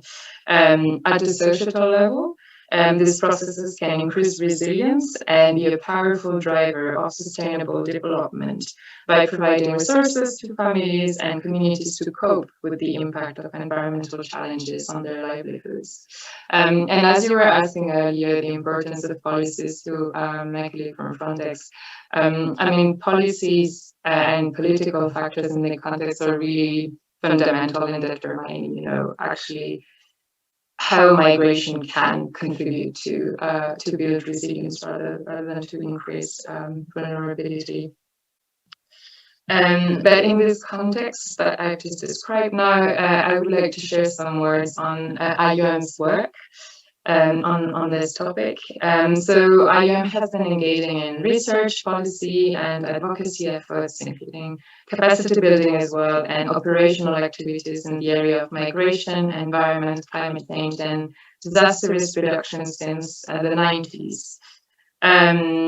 So our work is dedicated to support states in implementing the Global Compact for Safe, Orderly, and Regular Migration in line with the Paris Agreement on Climate Change and also the Sendai Framework for Disaster Risk Reduction in 2015 and 2030. And it is in this context that IOM has put forward last year an institutional strategy on migration, environment, and climate change for the next 10 years, which outlines the needed action over the next decade around 3 broad objectives in addressing migration in the context of climate change, environmental degradation, and disasters, and really intervening at each stage of the migration cycle. So here you have our 3 strategic objectives. So the goal is really to increase the scope of options available to the individuals, households, and communities affected by disasters, climate change, and environmental degradation. The first one is about developing solutions for people to move. So here we mean managing migration in the context of climate change, environmental degradation, and disasters. As part of solutions for people to move, we include migration pathways, humanitarian visas, legal identity. Maybe I can give you one example here that we have been supporting in the Pacific in the context of our work on the Pacific Climate Change, Migration, and Human Security Program with partners. So there we have been increasing the capacity of governmental and non-governmental stakeholders to promote labor mobility as a safe, regular, and inclusive adaptation response. The support goes also towards enhancing the ability of affected communities to access labor mobility schemes and free departure orientation and safe migration initiatives that can provide a needed lifeline and enhance livelihoods. And as we know, small island developing states are especially vulnerable to climate impacts and disasters, with 10 island states among the 15 countries with the highest disaster risk. Then the second objective that we have is to develop solutions for people on the move. And here we mean assisting and protecting migrants and displaced persons in the context of climate change, environmental degradation, and disasters. As part of these solutions, we include activities related to our mandate, linked to camp coordination and camp management, but also protection of people internally displaced, and durable solutions and their coordination and implementation. And the third one is to develop solutions for people to stay. And here we mean making migration a choice by building resilience and addressing the adverse climatic and environmental drivers that compel people to move. Here we include activities mostly related to disaster risk reduction and management, and also transition programming, which also includes environmental degradation and resource management, conflict prevention, and livelihood diversification. So in line with the IOM's migration mandate, the strategy really looks at international and internal migration. It also takes into account all types of migration that I mentioned initially in the context of climate change. So such as displacement, rural to urban migration, pastoralism as well, seasonal migration, and labor migration. And I may be slightly over time, so I will stop here. But thank you very much, and happy to answer any question or provide further examples. Thanks.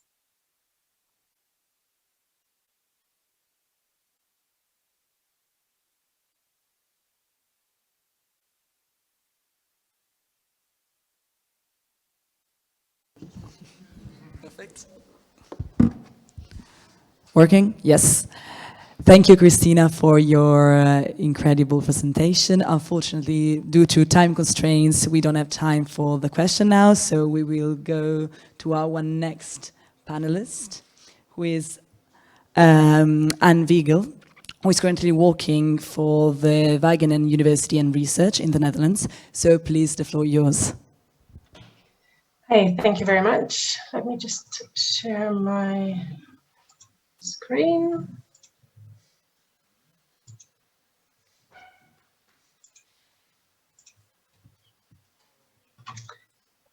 Does that work? Yes, it's working. Yeah. Okay, well, thank you very much for giving me the opportunity to present on this panel.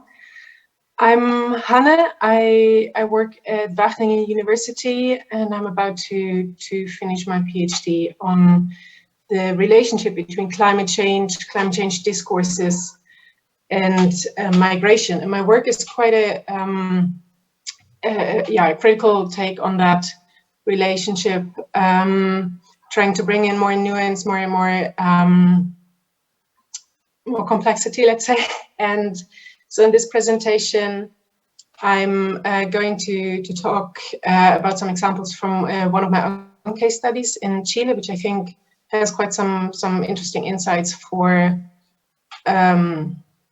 the topic in general, and then I make some more general points. And I think all in all, it's quite a good follow-up from Christina, so I might be repeating some of her points, but also bringing other examples as well. So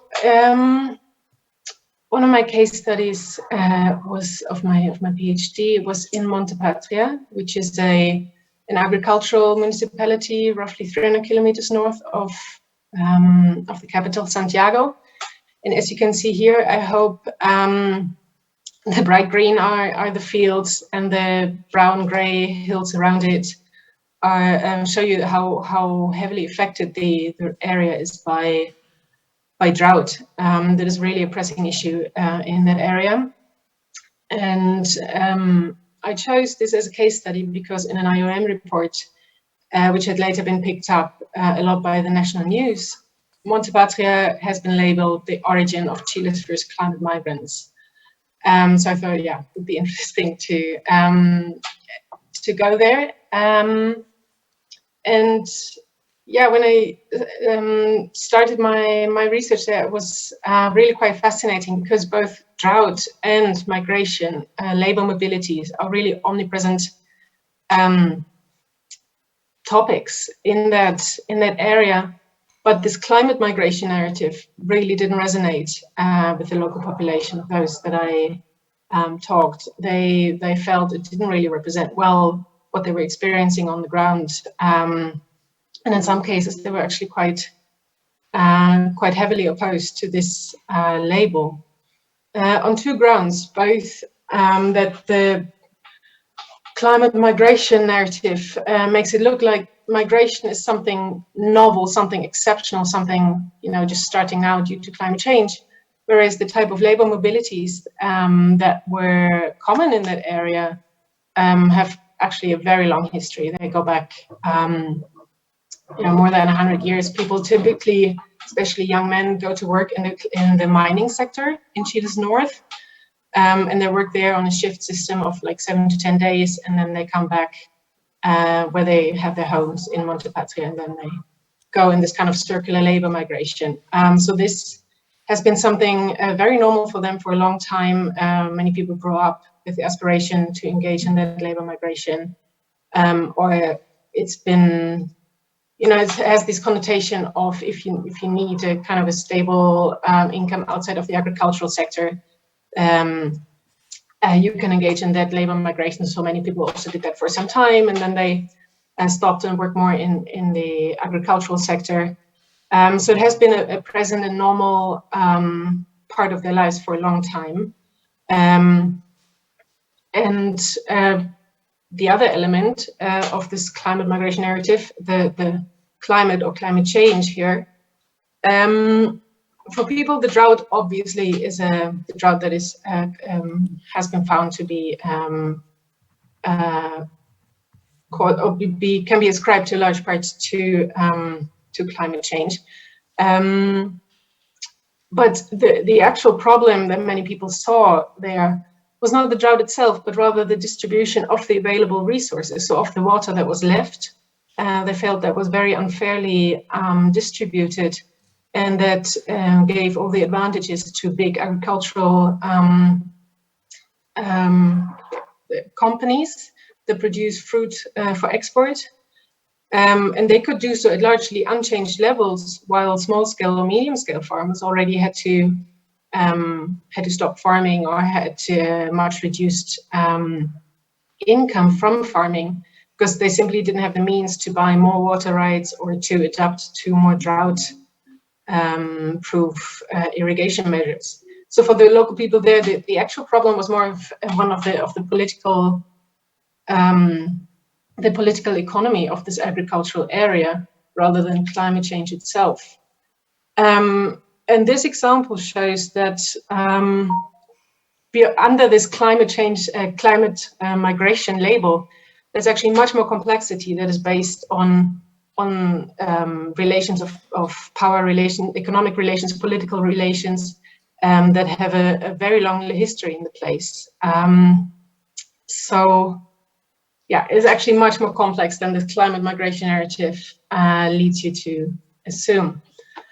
So what does it mean when we talk about climate migration? As Christina already mentioned, this migration often takes place along already established patterns, often in form of labor mobilities. For example, in the case of Monte Patria, it's the migration to the mining sector in the north, but it can also be rural-urban migration, etc. And in that context, it's very difficult, especially when we talk about slow onset climatic changes, that it's very difficult to distinguish between what is labor migration and what is climate migration, or what is, let's say, climate migration and non-climate migration, right? It has been found that migration almost never has just one reason. It's an interplay of factors. So yeah, that makes it very difficult to label a group of people as climate migrants. Very importantly, we also see a much more diverse array of mobility patterns. So it's not, in many cases, in the majority of cases, it's not like one-off migration, like family lives there and then they move and then they live somewhere else. But in many cases, we talk about circular migration or temporary migration or incremental migration. So there's many movements that we need to take into account that are not typically considered maybe climate migration, but that have become important parts of people's livelihoods. And in fact, temporary mobilities can also be a means to stay. In the Monte Patrian example, people work in the mines and use that income to stay living in this agricultural rural context, or might use it for adaptation of the, let's say, the agricultural business of their family. So the income earned elsewhere and then sent back through remittances can be a means to not move. So that shows you that moving and non-moving are actually very much interconnected within the same family, within the same community. Yeah, that is an important factor to consider as well. Many empirical studies have shown that people may not want to move, even though they live in contexts where they're increasingly affected by extreme weather events, or where their place where they live has been labeled uninhabitable by experts and political authorities. But even in these cases, many may decide that or many have maybe different interpretations of what is going on, their own knowledges that have come to different conclusions than those of scientists, for example. Or for many people, place is so central to their identity, personal identity, community identity, that they might not want to move. So climate migration is never a foregone conclusion. We really need to take into account people's agency in making these decisions. And as Christina also mentioned, perception also plays a really big role there. Then climate change and climate migration pressures, let's say, play out in what is an inherently political context, of course. So that also shouldn't be forgotten. Policies are central in shaping how people perceive the need to migrate, and what options they have if migration or mobilities is something they consider. For example, in the Montepatrian example, policies around the resource use are really important in determining when they're affected by drought. Who can keep working there, who can keep producing, and who cannot.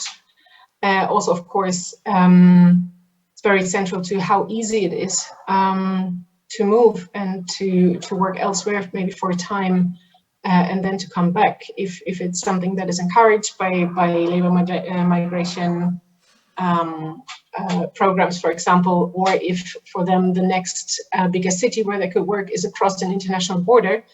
And that makes it, of course, much harder to go there and earning an additional income. So these kinds of policies and laws are really central, as well as discourses about inhabitability, uninhabitability of a place, and they can really shape migration decisions. And then, of course, climate change as well.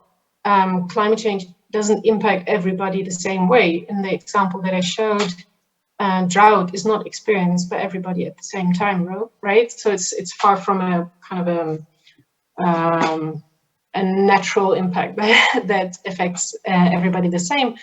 But it depends a lot on your economic status. It depends a lot on your geographical location. It depends a lot on for example, social cultural norms that make the impacts worse for women in many cases than for men, or they feel them differently, and sometimes a lot more. So that shows you that when we talk about climate migration, neither the climate nor the migration element of that are straightforward. So we really need a lot more nuance in that discussion. A lot of these points have been discussed in this article, quite aptly titled "Climate Migration Myths." A lot of authors, quite influential in this, let's say, critical climate mobility studies, have participated. It was published in Nature Climate Change, and in it we also propose a new research agenda to bring a bit more of this nuance, of this complexity and context dependency into how we talk about climate migration. And some considerations taken from there. We need to pluralize the conceptualization of climate migration in both science and policy arenas and in the media.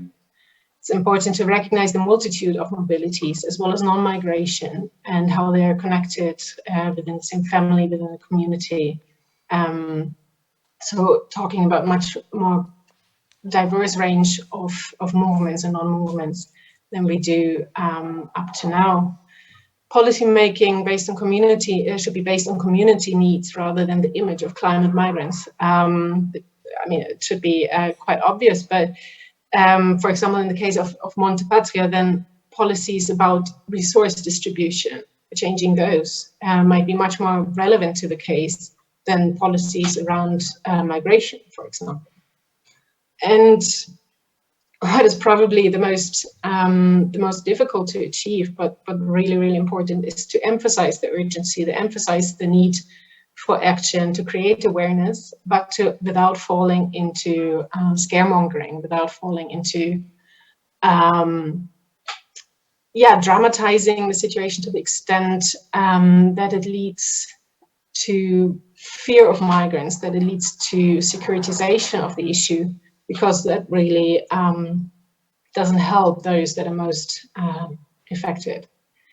That's a lot of points, but I look forward to discussion later. Thank you very much.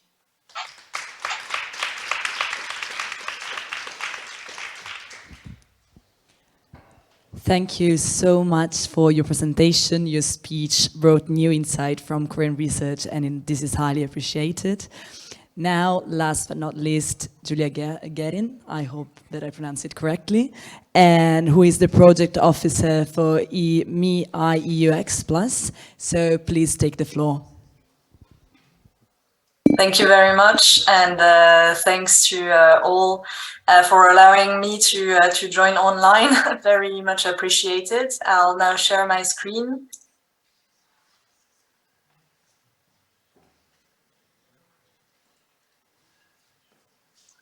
Sorry, just a second.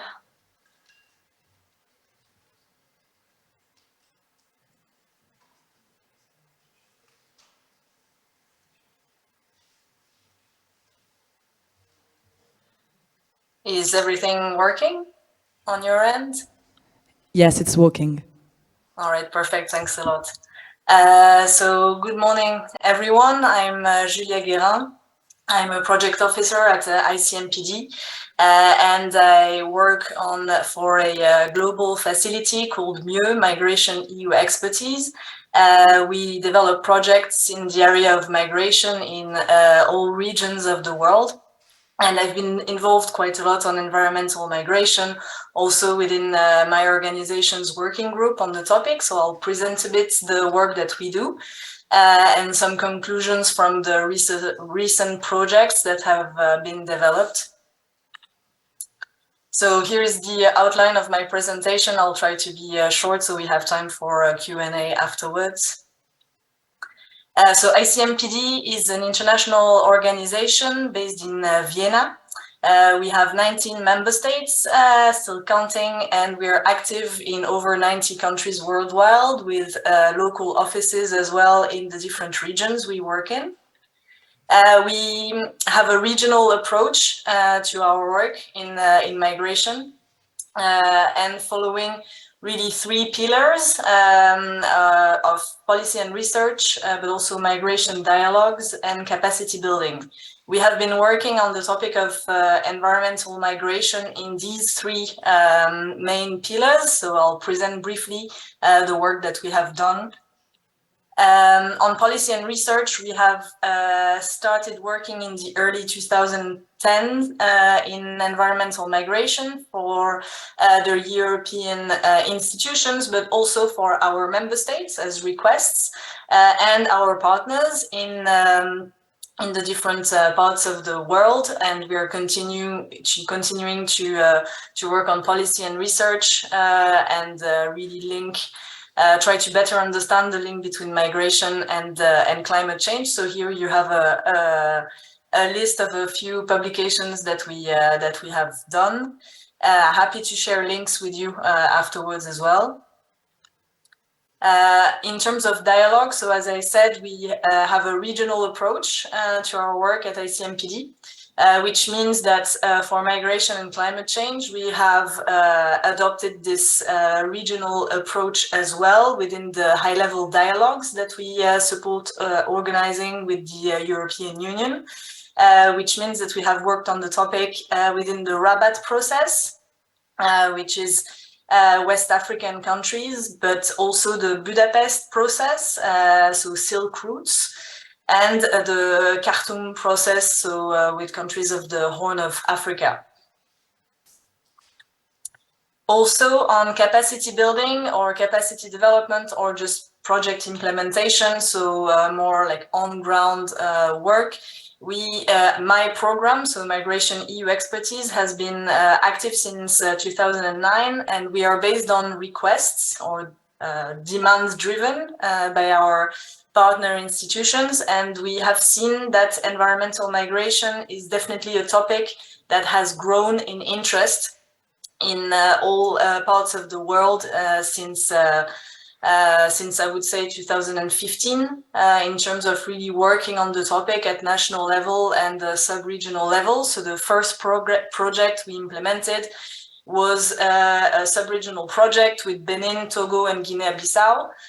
We also involved ECOWAS countries, and this was, well, the first opportunities many of these countries had to sort of exchange on the topic and to improve their national frameworks, and just maybe also to exchange on the well, the challenges, but also the opportunities that it brings. We also, through this project, we've worked more closely with Benin on environmental migration, focusing specifically on policy on one hand and on data collection and management on the other. And we also worked in Latin America and the Caribbean on the topic, especially with Ecuador, which focused on local level impact on environmental migration, and also including academia on the discussions. At the moment, we have an ongoing project in Gran Chaco, the Gran Chaco region, focusing also on regional impact of environmental migration with a very broad range of local stakeholders, and creating local partnerships in order to better understand and better propose measures for environmental migrants. Now for the main findings, this is really from our perspective. This is not an exhaustive list, but this is really something that we've seen through our different programs and from policy and research as well. So in terms of public policy, the majority of countries around the world have separated migration and environmental and climate change policies.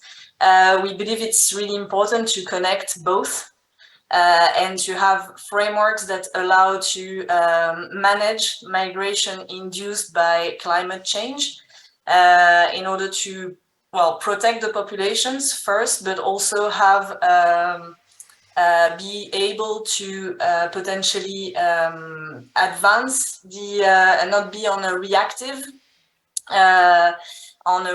public policies or public interventions when a sudden event happens.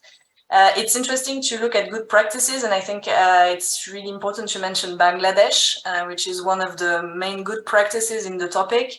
The country has a very specific set of public policies and strategies on the nexus between environmental and climate change and migration. So with the national strategy on the management of disaster and climate-induced internal displacement as well. So this is a very good practice. And maybe last point on public policies is to highlight the importance now that we are at the aftermath of the COP, of the national adaptation plans and action plans. These are public policies that would need to reflect migration and human mobility in order for governments to be able to then adapt both sides of the policies to this nexus. Now, in terms of data management, this is maybe one of the biggest challenge we have seen so far in terms of both collecting, analyzing, and managing data on environmental migration. There are lots of initiatives, sometimes ad hoc studies, sometimes sort of aggregating data. It's also quite important to have a framework at regional level in order to be able to compare data. From our perspective, I would think that one of our recommendations for some of our partners was to include environmental migrants in the national census exercises, which would allow to analyze the situation over a period of time as well, because national censuses are exercises that are done not yearly, but at least on a regular basis. So really trying to be able to back the public policies on the basis of data, so more work on evidence-based policies. And I think it's also important to highlight that these data needs to be disaggregated by sex, as it has been discussed already this morning, and I'm sure it will be discussed this afternoon. It's also important to have an idea of the impact of environmental migration on men, women, and children as well.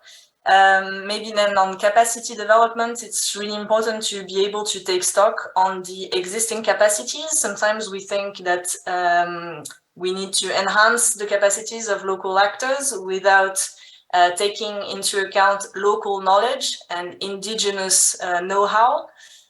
So I think this is one point that I really wanted to highlight, and it's one of the main findings I think from our side. So really taking into account indigenous technologies and know-how on environmental and climate change. Awareness raising is also quite important. It's linked to capacity development. I think I'll talk briefly about whole of society approach later on, but it's just to raise awareness of a larger set of actors on this topic, and also involve the private sector in these discussions. And lastly, so adaptation to the local context. So in order to really have a step-by-step approach, an approach that is based on the local needs, on the local situation. So rather than really large adaptation strategies, these needs to be really fit to the local context. Maybe last point on this. And this has already been highlighted by the presenters before me.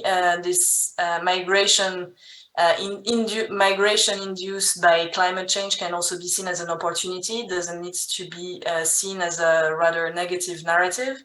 And so it's also important to be able to establish legal pathways, also labor migration pathways for these populations.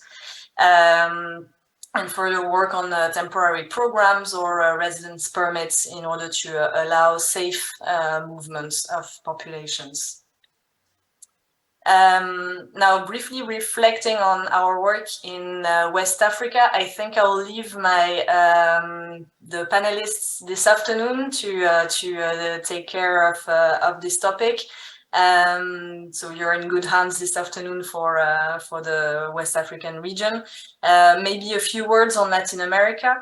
Well, it's one of the most vulnerable regions to climate change, especially Caribbean countries, such as Haiti, Honduras, Belize, so Central American countries as well, but also Latin America, as Hanne already highlighted with the example of Chile. We can also mention Ecuador, Bolivia. So it has been seen that it's also an impact at economic level, of course. Study shows that, and again, I can send you the links later on, of course, that natural disasters have an impact of about 2% of the GDP annually.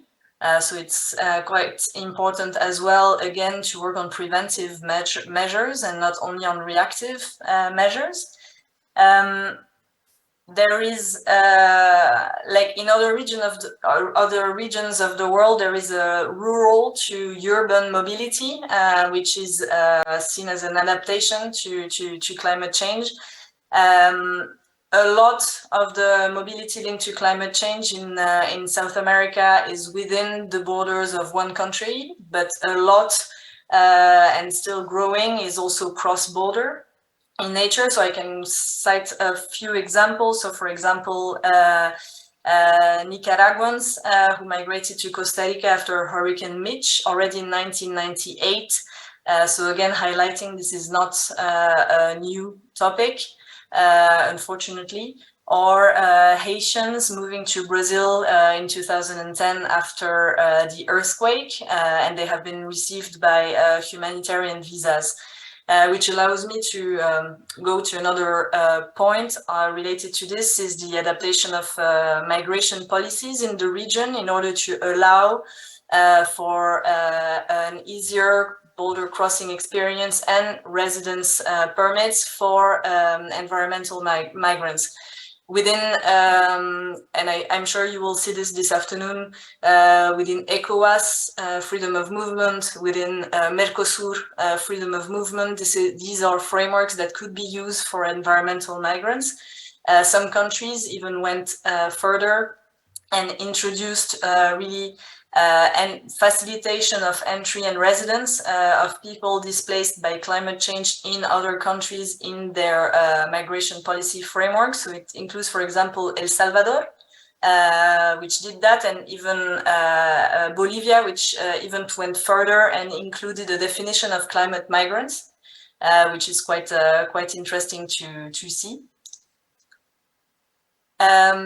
So now, as I introduced this topic a bit earlier on, whole of society approach, I think this is one of the main points I wanted to highlight, most specifically for project implementation. When we think about capacity development, etc., we need to really think about all the actors involved and impacted. So working, of course, with ministries, but involving a wide range of ministries, not only environmental or agriculture ministries, but also interior, often dealing with migration topic, but also statistics institutes, particularly relevant for data, again, backing up evidence-based policy on the topic. National agencies for civil protection, which are often on the front line of the response to mobility and cross-border movements as well. At the local level, this is particularly important and salient for our work in Latin America, but more and more in West Africa as well. So municipalities, cities, regions, departments, they are very important public actors in this topic. Civil society, of course, but civil society, including organizations with a focus on environment, with a focus on migrants and refugees, and working really with local communities, so the persons impacted by climate change. Diaspora organizations as well, they can be seen as a lever to for awareness raising, but also financing local projects. So really sort of a green approach to remittances, for example. Academia, of course, but also the private sector. I think it's quite important to help with this and to include the private sector organizations in the discussions. In general, it's quite key to create inclusive coordination mechanisms in order to really have the participation of all these actors. And again, really special attention should be paid to persons in situation of vulnerability or that are usually underrepresented in these discussions. So women and girls, the elderly, the youth as well, and again, indigenous communities and understanding local and indigenous know-how and technologies. This is it from my side. Happy to answer questions. And again, thank you very much for your attention.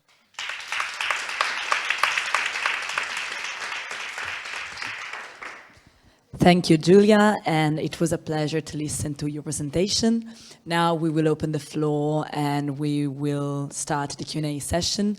Please introduce yourself before asking, so go ahead. Yes, please go, David. Well, you said my name, so... David maybe mentioned also that I am a French student. And I have a question actually for all of you, but it was based on something that you, Mr. Minas, said. You asked at some point, you were concerned by the fact that politicians might not be aware of the scientific facts regarding climate change. Then my question is, where are the scientists? Because if you look at this room, we might all be considered as politicians, at least political sciences students. And my question is where are the scientists? Where are the biologists? Where are the climatologists? Because we barely hear of them. We barely hear them concretely. Even during this whole conference, there are only the scientists in social sciences, but no one explained concretely what kind of, I don't know, what kind of animal will suffer from climate change, what exactly will be the sea level rise and stuff. So my question is, don't you think that there is a lack of dialogue between the politicians and the scientists, the natural scientists? Yes, thank you for this question. I don't know if I can provide you a full answer, but what I can say is that obviously there is an issue between political governance and epistocracy. My own personal view, just my personal view, is that the Scientific Council is not heeded enough. There is so much scientific knowledge out there. Take the IPCC report. It spans 3,000 pages. It is the most authoritative, perhaps, evidence to date on environmental issues, climate change. I read that there are NGOs who want to take this report and go to court, start a case against certain governments that on that basis, on that solid basis, they don't take action. And they want to enact legislation that will force political governments to take some form of climate action. I've even seen a paper in Nature, the peer-reviewed journal Nature, of scientists calling for non-violent forms of resistance. So to me, we have reached a stage where there is so much evidence out there, even for sociologists and criminologists like me, to consult and draw my own conclusions. Not just as a scientist, but also as a citizen. Because as a citizen, I have my own views, right? But when I work for my employer, I'm not at liberty to do whatever I want, to research whatever I want, to express myself the way I want. But there is so much knowledge out there, even for the lay person, to make up their minds as to what needs to be done. So I think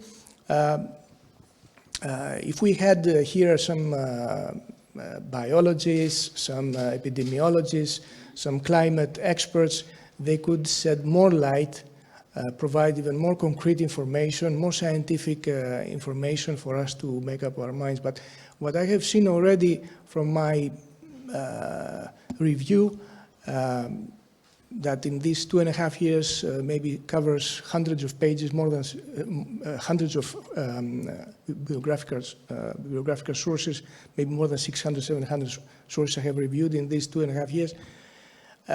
I am personally convinced that there is a need for urgent action. But I think that the whole world is path dependent at present. It's very difficult to change a model that is based on fossil fuels a model that has been established over the period of the last 4 or 5 decades and transform society and economy. So I think it will take more time, it will take decades if all falls in place to transform, to implement this transformation. But as I said, I'm not so optimistic. Actually, to be more accurate, I don't know if it is a matter of optimism or pessimism. This is the situation that we are faced with. We have a huge problem at the whole international community, the whole world. And the question is, what do we do? How fast can we act? It's not easy. It's extremely complex. It requires multi-level, multi-actor cooperation. It's a many-hands approach. And there is no guarantee, I'm afraid. The hostile multipolar world, the hostile security environment will make things worse. It might lead to a breakdown of international cooperation on this issue, where you want the whole international community to be mobilized and agree that this is the concerted action, systematic action we need to take. I'm afraid this is the thing. And what I miss is this vision. We see now the world is being slowly forced to split up in warring factions. Okay? The West against the rest, and the good and the bad guys. To me, there is nothing more misplaced than that. To me, what we should be aiming at is, instead of a hostile multipolar world, a multipolar world of peaceful coexistence and cooperation. We have only one planet. We cannot destroy the planet while we are fighting over who is in charge. Okay? So these are the main problems that I referred to earlier, that we need the whole international community, I mean the whole international community, not just the West, the whole international community needs to sit down and discuss, find solutions now. It will take time before these solutions are implemented, and when it comes to climate, I don't know if we have time, really. It might be that this is irreversible. We don't know exactly. Despite all those thousands of pages on climate, we don't know how the planetary mechanisms work. Assuming that there is time to put things back in order, now is the time to act. We can analyze forever, but we need to act as well. So I think we have to break free from this path dependency to more and more conflict, more and more problems, crisis after crisis. One of our conclusions in the Strategic Risk Analysis Report 2022 is that we will be facing a situation where crisis management will be a constant feature of European border management. Why is that? It's not because of border management, it's because of all the problems, the big problems of the world that remain unresolved. So personally, I'm convinced. But I understand that there are skeptics. People who say, no, we are okay.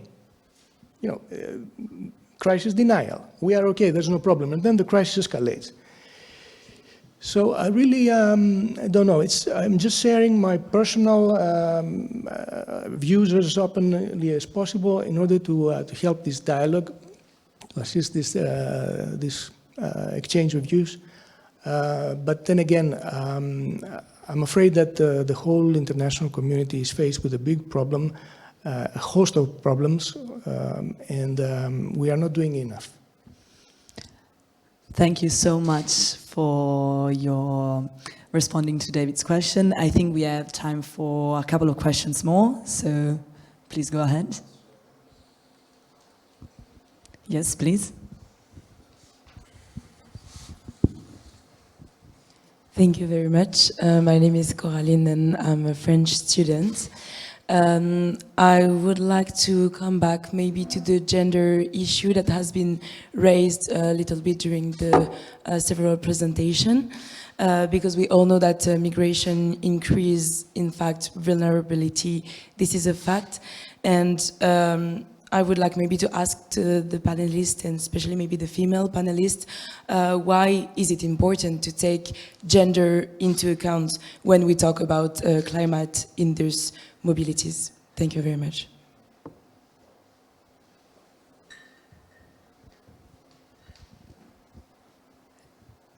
And among the panelists, who wants to answer to Coraline's question?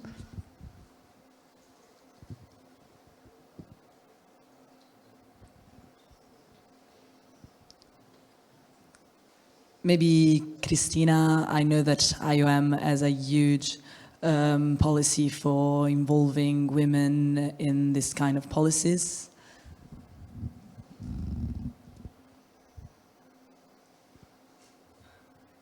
Can you hear me? Yes, we can hear you. Oh. Yes, thank you. No, absolutely. I think also the other panelists have highlighted important points regarding to this. So I mean, one of them that was highlighted was Julia's point on, trying to have more disaggregated data to understand better exactly, both the impact and like the representation of women as well within these movements. And I mean, you did mention in your question that migration increases vulnerability, specifically for women. I think, again, this is very context-based, and you would have to look at specific, localities and regions to have that statement, because in some areas, actually, it has been shown that, within what is happening, and depending on the policies and other factors around this, that migration and seasonal migration has been also, supporting women in increasing their resilience as well, and also it has been shown that like their role has also changed slightly, because I don't know, in certain regions we have the example of migration, especially seasonal migration, being carried mostly by men, with women left behind, and we can see now like a slow change in some of these regions where the women as well are slowly migrating, through labor mobility schemes, meaning that they also get, both the support their family that are left in the community through this means, but also that they increase their own economic independence as well. So again, like this is a very general answer, but it really depends on the context and place, and also the role of the woman in that specific place, and like how migration is enabled or not enabled to say, if it increases or not vulnerability and resilience. But I'm happy to provide further resources as well. But over to whoever else would like to answer to this question. Thank you. I saw Hannah had turned her camera on before I was called. Thank you, Christina. Unfortunately, the time is up. So I would like to thank you all our distinguished speakers for being here today, and also all the people that were involved in organizing the conference. Patricia, for instance, and Alvaro, and all the student group that really worked hard for this, for this conference. And thank you again. Please, a warm applause to our distinguished speakers.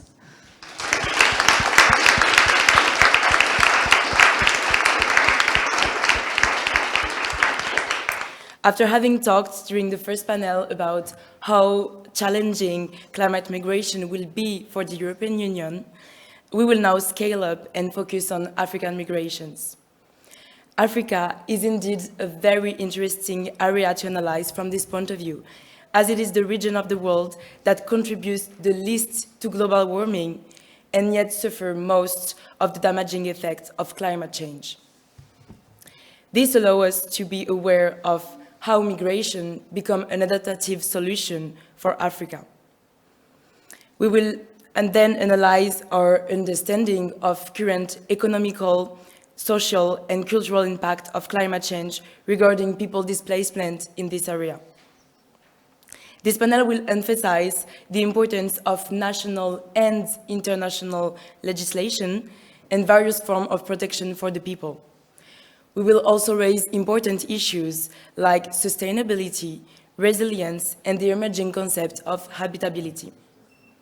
For this purpose, we have today with us the honor to receive three specialists and very qualified guests on those questions that I would like to introduce to you. Our first panelist is Madame Julia Blocher. She is the project lead at the environment think tank called Potsdam Institute of Climate Impact Research. She's currently directing the EU-funded Habitable project specialized in climate migration dynamics, through which she analyzes social and political factors. Madame Blocher is also the president of the International Youth Federation and conducted various studies on human mobilities and relocation in Tanzania and Ethiopia. We also have the honor to receive Mr. Gabriel Vogo-Sant, the president and founder of the youth organization of the European and African Union since 2018. Graduated from Panthéon Assas and Sorbonne University, Mr. Mvogo contributes to the development of international cooperation between African and European youth by creating new opportunities for them.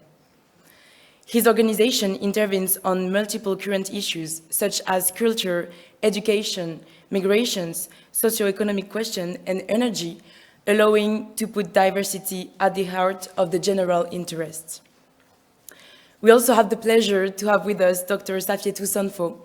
She is an agricultural economist at the Wascal Competence Center and associate professor at the University Thomas Sankara in Burkina Faso. She is the current coordinator of the regional thematic on rural, urban, and cross-border migrations.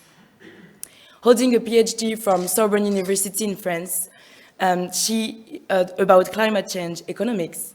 Her topics of interest are the African farming system, the resilience and poverty reduction, and agricultural policy and circular economy.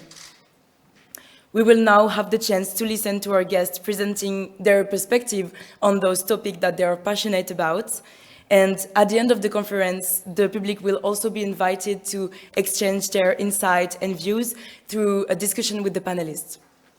I will now let the floor to my colleague Anunita, our moderator for the second panel. Thank you very much.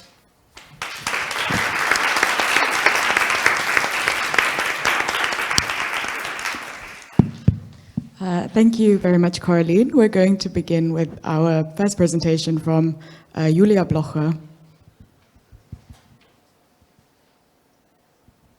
Hello, good afternoon, everyone. Can you hear and see me? Yes. Yes, great. Yes.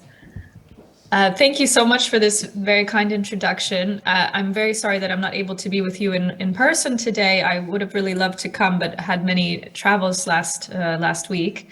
I'd like to thank the organizers for bringing us together today and also for inviting me to take part. I apologize, I was not able to participate fully this morning. I flew last night very late with my 6-month-old son, and our flight was repeatedly delayed and we only got in around 2 a.m. So you can imagine the kind of night and morning that I had. But in any case, I'm delighted to speak to you today about an issue that I'm passionate about, as Coraline has said. I thought what would be helpful as someone who's been a researcher on climate change and migration topics for almost 15 years, to give a little bit of a background about how we go about sometimes doing research on this topic. How do we conceptually think about it, and what type of issues do we look at when we're doing research? And I'll pull especially from my own personal field work that I've done in mostly in East and West Africa, and today mostly from East Africa. So today, first, I will just talk a little bit about this background of conceptually, methodologically, how do we think about climate and migration? Then, given the topic for today and the interest of the other panelists, I thought I would go through a few policy recommendations that we come out of from our research that can be of interest. And then I wanted to share just a little bit of a forward-looking piece of the Habitable project, which was mentioned already before, and the new emerging issue of habitability. So when we're thinking about climate change and migration, of course, the first place to start would be to think about where are the areas of the world that are affected by climate change or most affected by climate change. Coraline already mentioned that African countries are among the most affected by climate change, having contributed among the least to the problem. In a lot of African countries, we have some very good data that allows us to look at climate change over time. In others, the weather station data is not as good, so we sometimes we'll resort to using satellite data and other information to understand a bit more about climate change. And this is what a lot of my colleagues at the Potsdam Institute for Climate Impact Research focus on.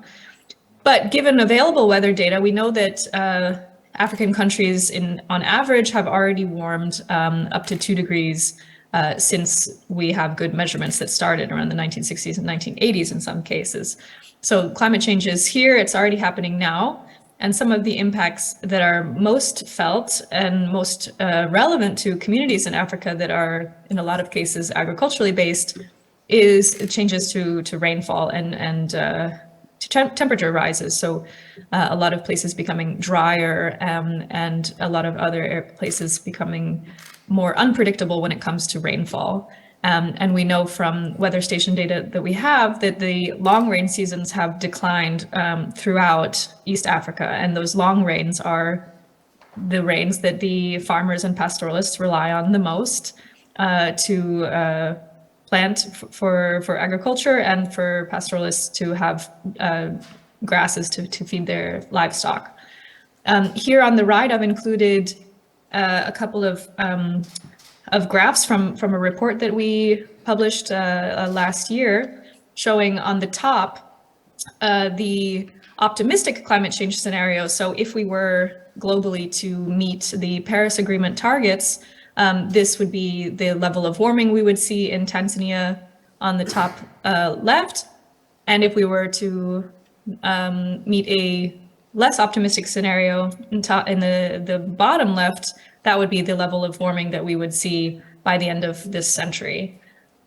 So as you can see, in both cases, we're likely to see warming in any case, but if we are not able to keep to the Paris Agreement, which is what is the most likely trajectory that we're on right now, it is very likely that in a lot of East Africa in particular, there will be many, many hot days and a lot of drier climates in general.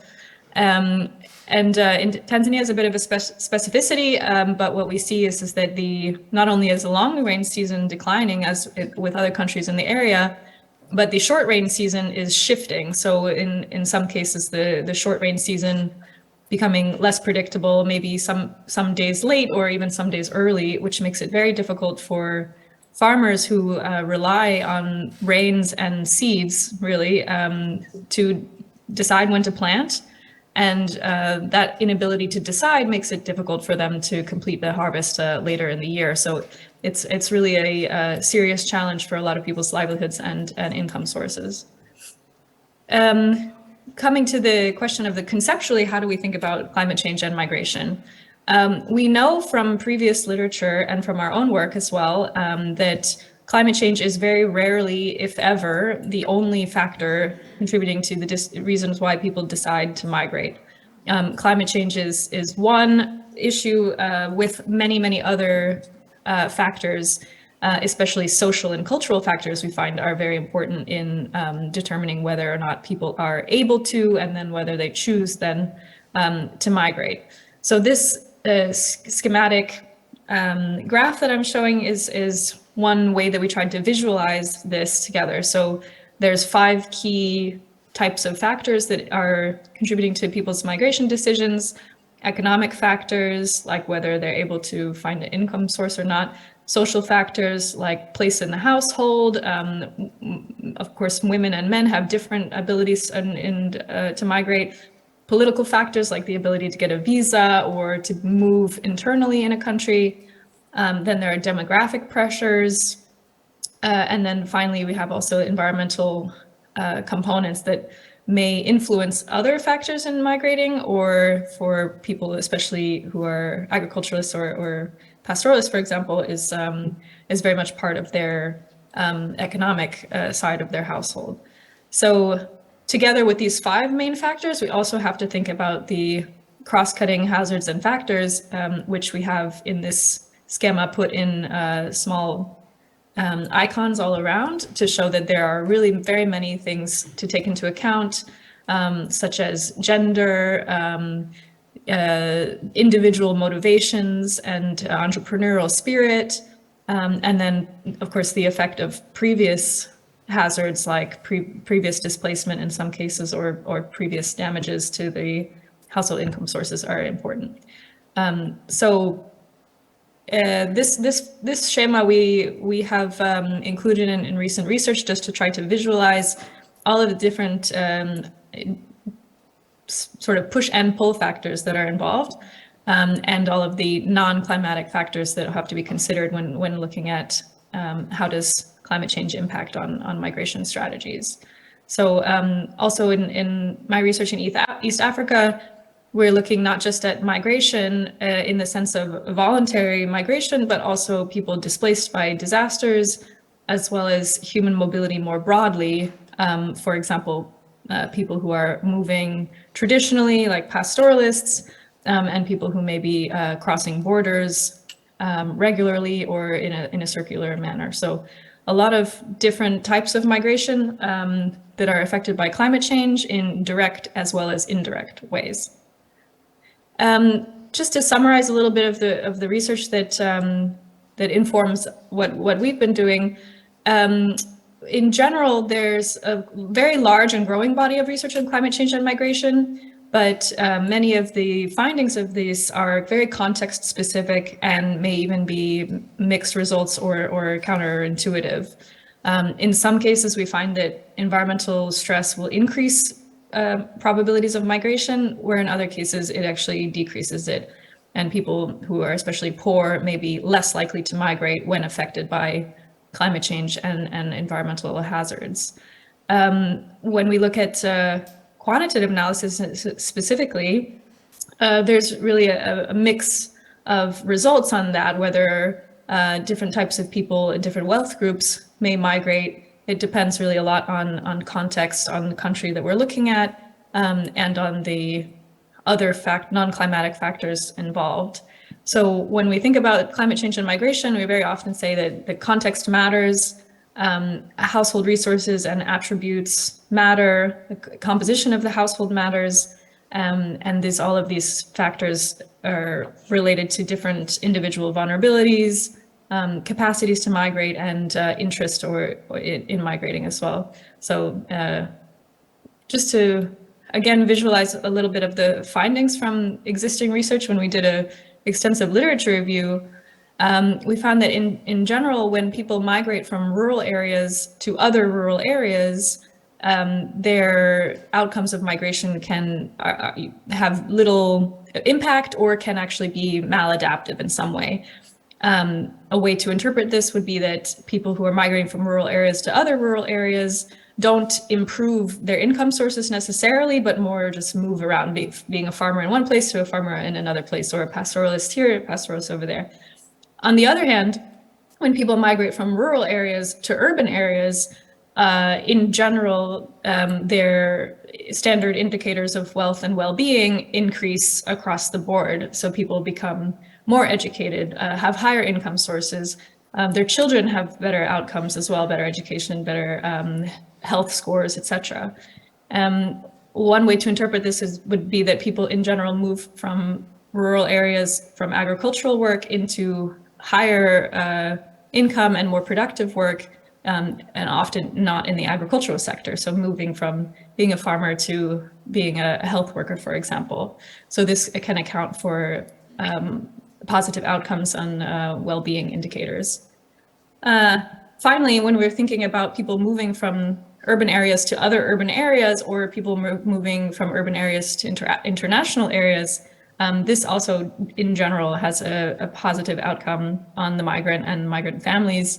But as you can see from the bottom layer of this graphic, it's a really very, very, very small percentage of people who are migrating internationally. So most people, especially in Africa, migrate within their own country.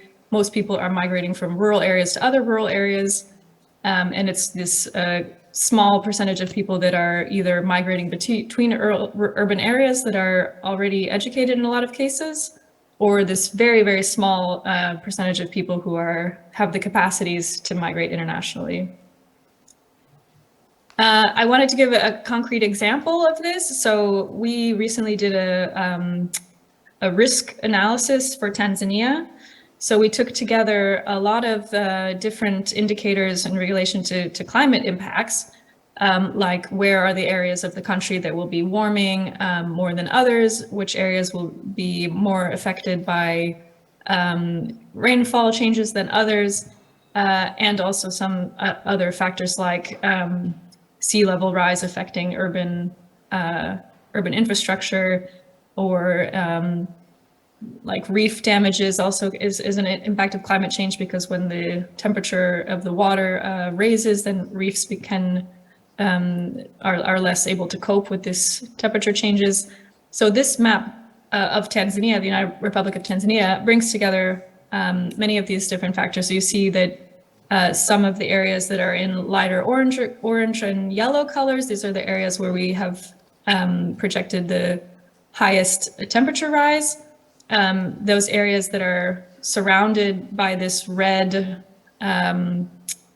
loop, kind of, in the northern part of the country, this is the area that we identified as being the most severely impacted by climate change, because it combines drying, heating, erratic rainfall, and also these are the areas where the majority of people are based on agricultural livelihoods or pastoralist livelihoods, and are most vulnerable to these changes in temperature and rainfall. So when we look at a map like this, we then have to consider, if we know the areas where people are most vulnerable to climate change, and we know the areas where climate change is most likely to have severe impacts, then we have to consider, are some of these people going to migrate outside of the country to urban areas elsewhere?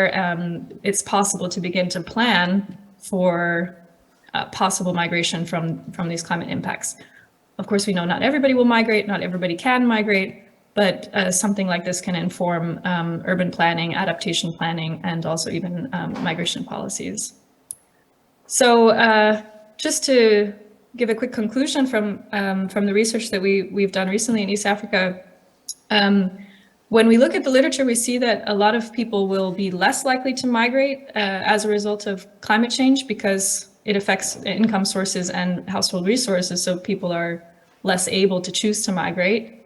But when we look at the projections of, as I just showed you on this livelihood risk map, some areas will be so severely affected by climate change that they will be difficult to inhabit for some people. So it may be that we cross some critical thresholds and people then choose to migrate as a last resort option, or when other coping strategies have been exhausted, that may be the only option left. And this is also especially relevant in Africa, where we know some areas will be so hot and so humid that the wet bulb temperature for the human physiology will have been surpassed. So it becomes difficult for people to work outside, to be outside during the day, and very difficult to physiologically live in those areas. So that being said, without significant adaptation measures, especially in parts of sub-Saharan Africa, we're likely to see severe livelihood impacts across the continent. Sorry for the typo there. And people's ability to adapt in place, to adapt where they are, may become very, very difficult. And even moving from one rural area to another rural area may not solve the problem if a lot of the continent is affected in this way. So we have to think about a bit more what happens when people are not able to migrate as they used to make up for the impacts on their household of climate change. So just to go through a few of the policy recommendations that we considered after some of our recent research. So what we're proposing to some of the African countries that we work with is to find short-term solutions to help rural and urban communities cope with the climate change impacts, like disaster risk reduction, some kind of adaptation planning to help in the short term for especially areas that are of low quality infrastructure, urban settlements that are makeshift, which are very often inhabited by migrants. We also are recommending to improve ways to use technology for longer term sustainability. For example, regrowing forests or planting new forests. These are long-term impacts, but they can be very positive on people's livelihoods and ensuring the countries have the ability to subsist in the future and under high warming scenarios. And finally, for a short and longer term impact, to take into account the different specific vulnerabilities of different groups and develop targeted programs and policies that can help people who are impacted by climate change in different ways. So we know that poor people are impacted differently than wealthy people. People in urban areas are impacted differently than people in rural areas. So tailored policy solutions is a way to go. And finally, on the recommendations, we also have often talked about migration policies specifically, how to deal with people displaced by disasters also within migration policy. A lot of African countries still do not have elaborated migration policies per se, and the Global Compact on Migration provides a good roadmap for how countries can think about this, but also individual countries across the world and also across the African continent are thinking about their own specific migration patterns, how to assist migrants so that migration can be a positive experience, and how to ensure that migrants can live comfortably in destination areas, and also the household members that they left behind can continue to live comfortably. So one way to assist in migration as a positive adaptation strategy, for example, is to reduce the cost of remittances. And this is not a new suggestion. This is something that's been proposed by economists for more than a decade, but a lot of countries in Africa still have the very highest cost of remittances in the world. And this really reduces the ability of migrants to help their families to cope with impacts where they are, and also reduces their ability to then invest in something that will help them to face climate change impacts in the future. So, finally, if I have a little bit more time, I just quickly mention about the Habitable project. So this is a project. Have to be very quick because very quick, yeah, no problem. But thank you. This is a project that's been funded by the European Union Horizon 2020 program. It's the largest ever project funded by the European Union on climate change and migration specifically. So we are 21 consortium members in 18 countries. The project has started in 2 years ago, and we have 2 years left. We are conducting research in 5 primary case study countries: Ethiopia, Ghana, Kenya, Mali, and Thailand in Asia, and a few different secondary case study countries, including Senegal and South Africa. So the goal of this project is to investigate social tipping points, which is the concept of when things are really challenging for a community, is there a point at which some critical mass of people choose to migrate out because it's become too difficult to stay? And we're also investigating the concept of habitability, which is our consideration that some places may be perceived by people as uninhabitable, either because of severe climate change impacts or social reasons why a place is no longer habitable, like social services are cut off, education is no longer possible, or people just feel that it's time that it's no longer inhabitable. So we're bringing together all of these different components, not just climate change impacts in the biophysical sense, but also people's perceptions of those changes and perceptions of their own ability to stay in place and their own ability to migrate successfully. And we're considering within that gender dimensions and social inequity. So are different people able to make that distinction at different times? So thanks so much. I would love to speak more about the project in the Q&A if anyone would like. PIC, where I am, is one of the consortium members, and we're very excited to share results next year. Thank you. Thank you very much.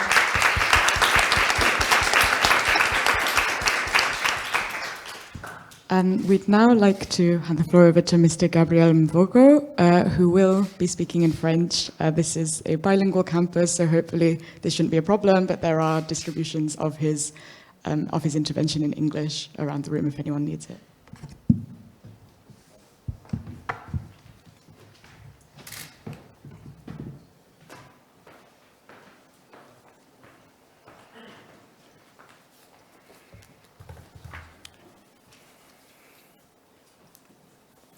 Thank you, Anonita. Bonjour et bonsoir à tout le monde. Je m'exprimerai en français pour être sûr que je suis compris de tous et surtout que je comprends moi-même ce que je dis. Mesdames et messieurs, permettez-moi avant tout de remercier le Collège de l'Europe de Natolin pour son invitation à notre organisation de pouvoir venir s'entretenir ici aujourd'hui avec vous dans ce lieu aussi prestigieux qu'est le Collège de l'Europe. Je voudrais par ma modeste personne vous communiquer déjà les salutations de tous les membres de l'Organisation des jeunes pour l'Union européenne africaine, dont le siège social est basé à Paris et à Strasbourg auprès du Parlement européen. Je voudrais particulièrement adresser nos vifs remerciements à Madame la rectrice du Collège d'Europe, Madame Eva Onieka, j'y arrive. Je remercie également l'Académie Natolin de Migration.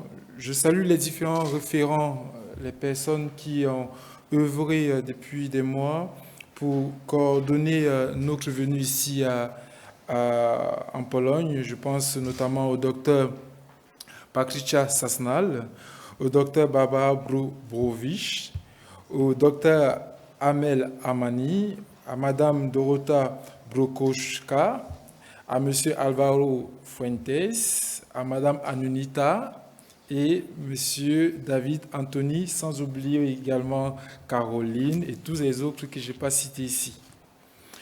Je suis particulièrement très heureux de m'adresser à vous aujourd'hui, à vous et aux différents corps administratifs et enseignants de ce grand collège. Mesdames et messieurs, en ce moment précis, je ne peux m'empêcher d'avoir une pensée particulière, chargée d'émotions et d'affection pour toutes ces familles en Afrique qui vivent dans la pauvreté et la misère. Ces familles qui, du fait du changement climatique et des mauvaises politiques menées par leur État, souffrent de famine. Je pense également à ceux et celles qui perdent leur dignité, faute de ne pas pouvoir subvenir aux besoins élémentaires de leur famille. Enfin, j'ai une profonde pensée pour tous ces jeunes, surtout ces jeunes, qui quittent leur famille, leur ville, leur pays, et qui sont guidés, selon eux, par l'espoir d'une vie meilleure ailleurs. Mais malheureusement, qui trouvent la mort soit en traversant le désert, soit en traversant la mer. Mesdames et messieurs, et exceptionnels étudiants du Collège d'Europe, le changement climatique n'est pas une utopie. Non du tout, c'est une réalité. C'est une réalité, malheureusement, qui tue, et elle tue lentement. Elle tue des milliers de personnes à travers le monde, et particulièrement en Afrique. Pour aborder sereinement la thématique de la migration en Afrique, il revient en tout point de mesurer d'abord l'impact climatique sur les habitudes migratoires des populations africaines. Pour y arriver, il est très intéressant de faire un regard rétrospectif sur comment la migration africaine a évolué depuis l'époque coloniale. Je voudrais déjà vous rassurer d'emblée, ce n'est pas un cours magistral que je suis venu vous faire au Collège d'Europe. Ceci dit, l'Afrique a toujours été caractérisée par des niveaux élevés de mobilité intra- et extra-continentale. Avec une analyse bien approfondie, on peut affirmer que le phénomène migratoire africain est bien antérieur à la configuration actuelle des frontières que nous connaissons post-coloniales. En effet, après la lutte des indépendances, nous remontons un peu, après la lutte d'indépendance et l'obtention des différentes indépendances dans les différents pays africains, là nous sommes dans les années 1960-1980, l'on a vu une croissance des classes sociales. Les populations autrefois sous tutelle coloniale ont eu accès à un niveau de vie relativement plus élevé qui leur conférait un certain, je dirais, une certaine aisance dans leurs différents besoins. Et les capitales, à l'époque, les capitales coloniales, qui sont devenues par la suite des capitales nationales, représentaient une attractivité en termes d'emploi. Cette attractivité en termes d'emploi a généré quoi? Eh bien, ça a généré un flux massif des personnes qui sont parties des zones dites rurales vers les zones urbaines. Et à cette époque-là, nous sommes dans les années 80-90, on parlait de l'exode rural.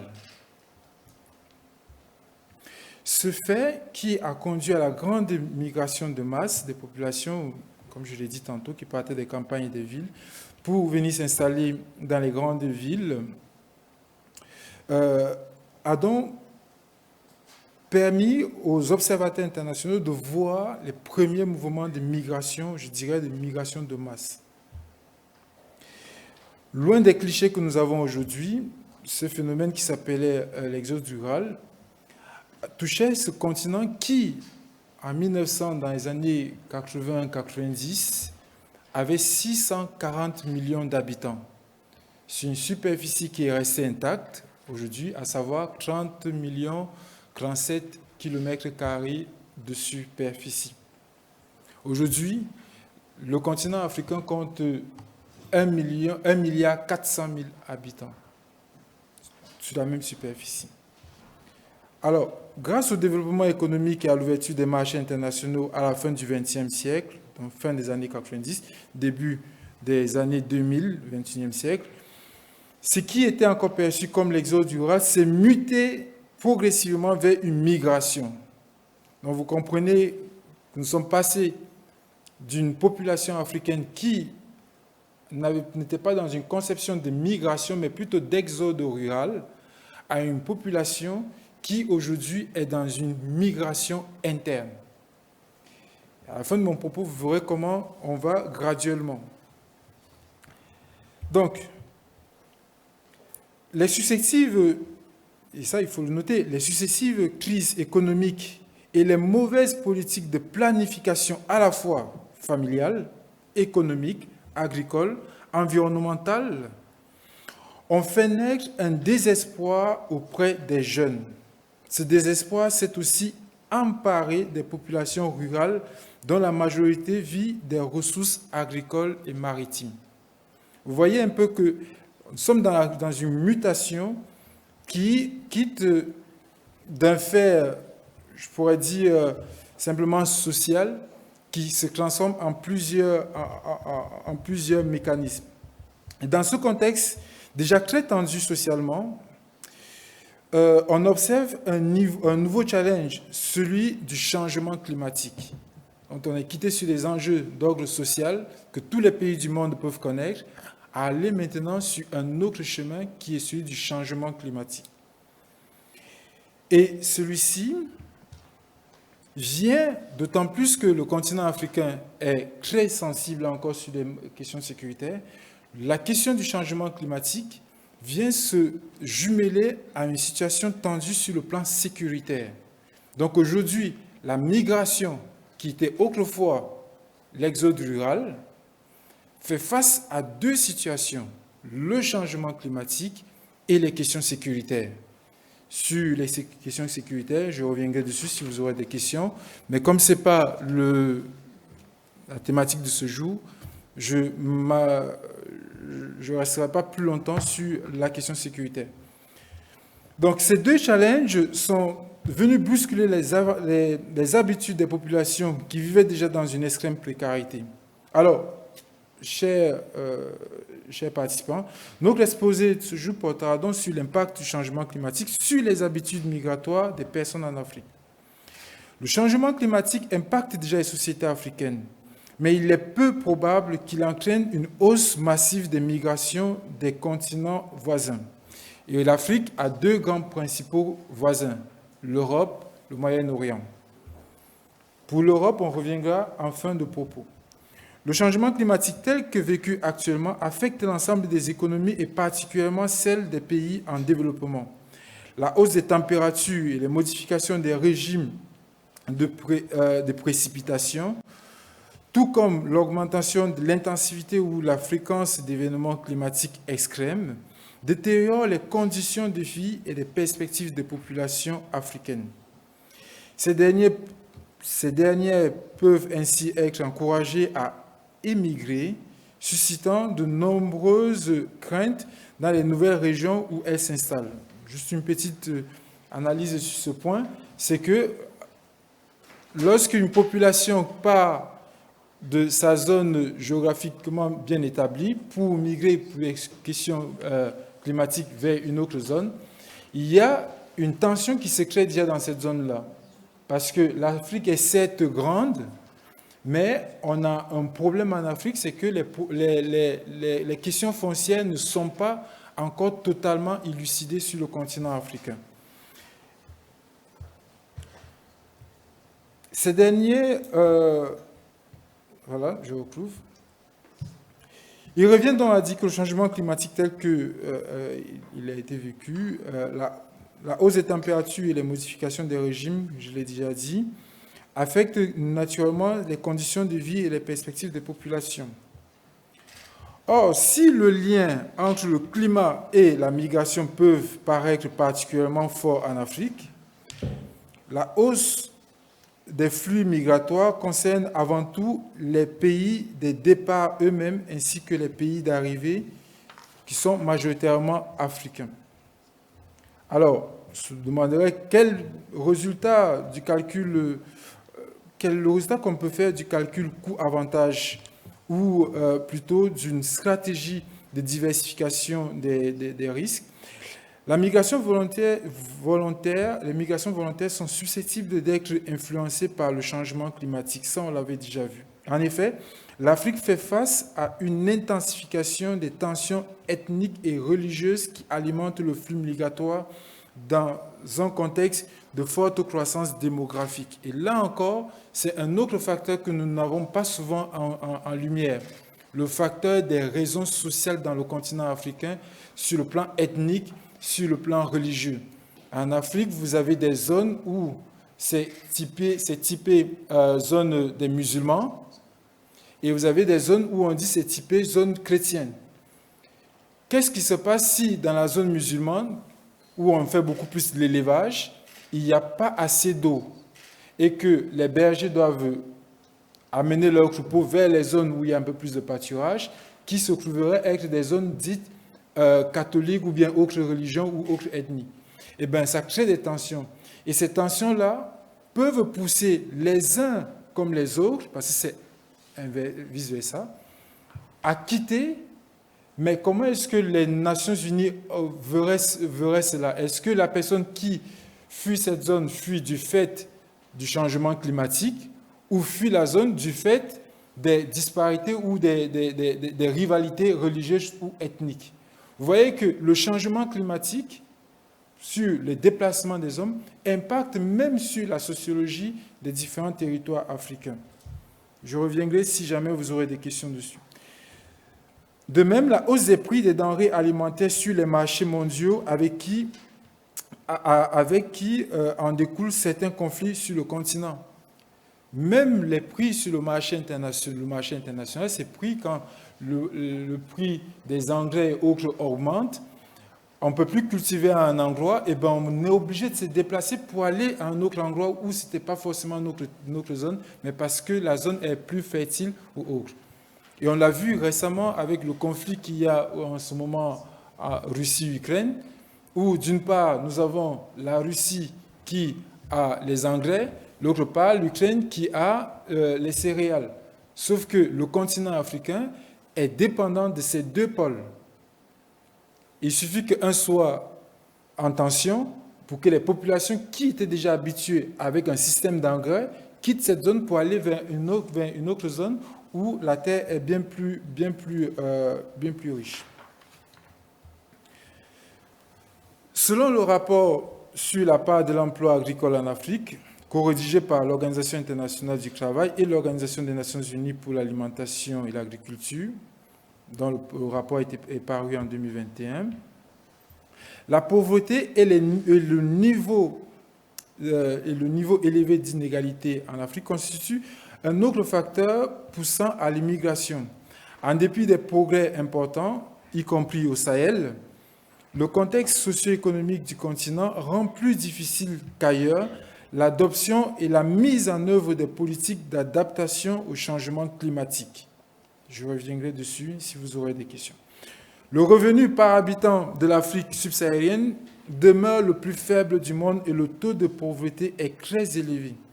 Il faut savoir que le filet social en Afrique, c'est 10% de l'activité formelle. Donc, dans mon propos, vous verrez que je ne me suis pas beaucoup avancé sur des recommandations parce que pour une réelle politique de changement climatique, pas en Europe, en Afrique. Parce qu'en Europe, on a déjà presque tous les mécanismes qui sont mis en place. Peut-être que ça ne fonctionne pas encore, mais c'est déjà en place. En Afrique, nous avons 10% de l'informel. Et ces 10%, on ne peut pas réguler quelque chose qu'on ne maîtrise pas. On ne sait pas combien Madame Caroline gagne pour pouvoir lui apporter une aide si son activité est en danger. C'est le même problème que nous avons eu pendant le Covid sur le continent africain. Je me suis arrêté juste sur ce 10% pour que vous compreniez un peu la difficulté qu'il faut relever tout de suite pour avoir une réelle politique en termes de changement climatique sur le continent africain. Je poursuis. En outre, l'irrigation des facteurs de résilience du secteur agricole face au choc climatique est très peu développée en dehors de l'Afrique du Nord. Les effets substantiels du changement climatique sur la productivité agricole se traduisent ainsi par la perte des revenus importants, d'autant plus que l'Afrique est le continent où la température moyenne sont les plus élevées. De ce fait, le changement climatique pousse des millions d'Africains, majoritairement du monde rural, une fois de plus, à immigrer en modifiant les perspectives individuelles des concernés. Le changement climatique impacte donc le flux migratoire intra-africain. Celui-ci se fait à travers les différents canaux, donc les conséquences pourraient amplifier la fragilité des différentes structures des économies africaines.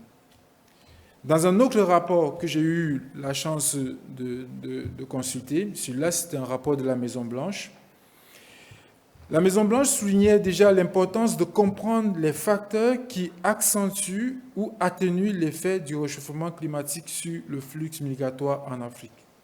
En effet, dans ce rapport, la Maison-Blanche explique que la hausse des migrations des Africains est surtout interne et intra-régionale.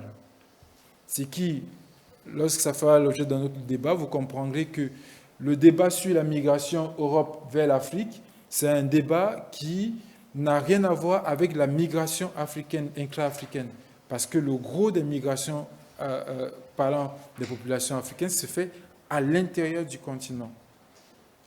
Mais inversement, ce faible niveau de vie qui est de plus en plus fragilisé par les effets du réchauffement climatique, ouvre une voie plus dangereuse, celle de l'enrôlement des populations désœuvrées et vulnérables à la merci des bandes et des groupes terroristes. Je l'ai dit en début, je ne vais pas m'appesantir dessus. Il faut savoir simplement dans ce propos que le changement climatique dans les zones rurales en Afrique est un facteur énorme dans l'enrôlement et dans le terrorisme sur le continent africain. Alors, on me demandera un peu, je vais écouter parce que pour éviter que Ananuita me... Donc, on me demandera du coup quel est le regard que l'Europe porte sur cette question migratoire. Eh bien, il y a déjà un premier point qu'il faut dire, c'est que le mot réfugié climatique ou réfugiés environnementaux sont des notions quasiment absentes du droit international. Car le statut, comme vous le savez, le statut de réfugié est établi en 1951 par la Convention de Genève et ne comprend pas les migrations climatiques. Selon cette Convention de Genève, un réfugié est celui qui craint d'être persécuté s'il retourne dans son pays. Parmi les causes de persécution, on constate alors l'absence de mention du climat. Cela s'explique en partie par le fait qu'il s'agit davantage des migrations internes et que pour certains, le terme de persécution n'est pas approprié.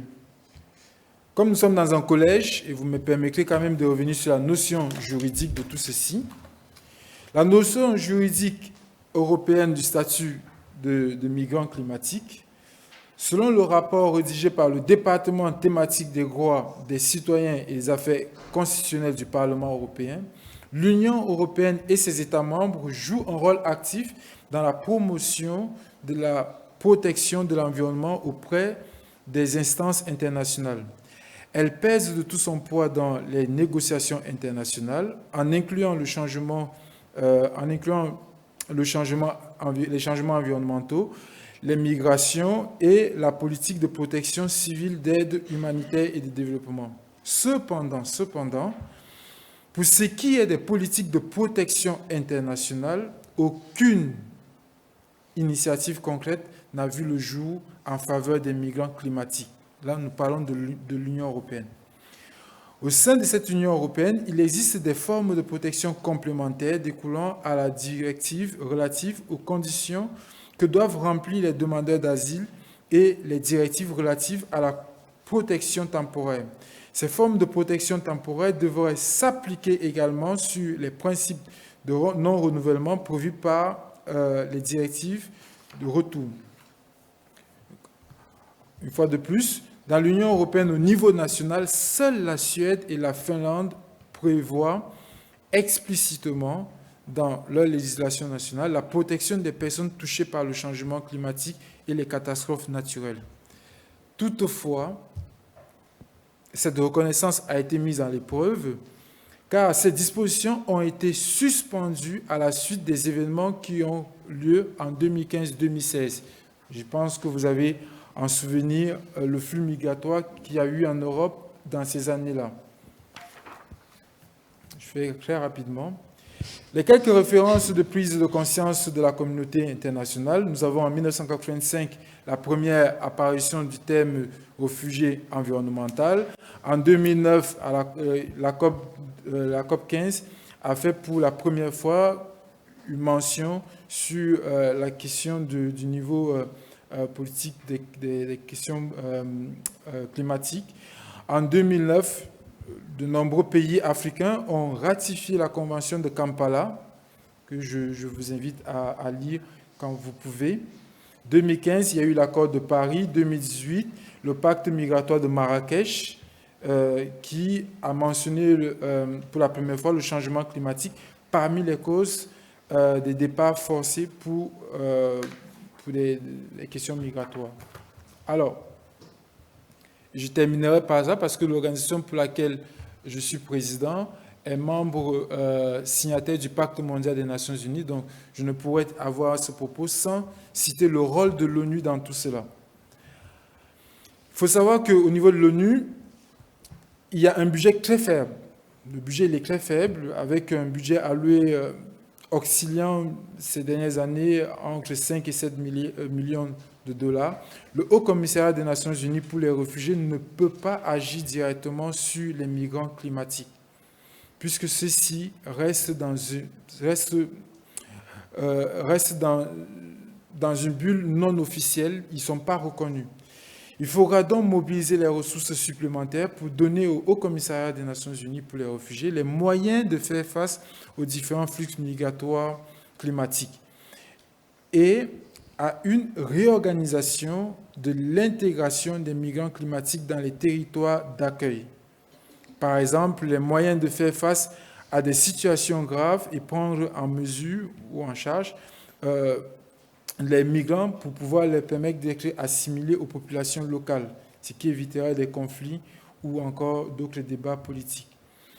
Les Occidentaux, avec à la tête de l'Europe, disposent suffisamment de ressources politiques et financières pour parvenir à la reconnaissance des réfugiés climatiques. Les seuls défauts constatés dans leur région est le manque de volonté politique et l'absence de politique d'intégration commune qui donnerait une chance aux migrants climatiques d'être une aubaine plutôt qu'une menace pour les populations européennes en particulier. Car en Europe, la notion de migrant fait figure de dégradation et quelque part aussi de stigmatisation. Et en conclusion,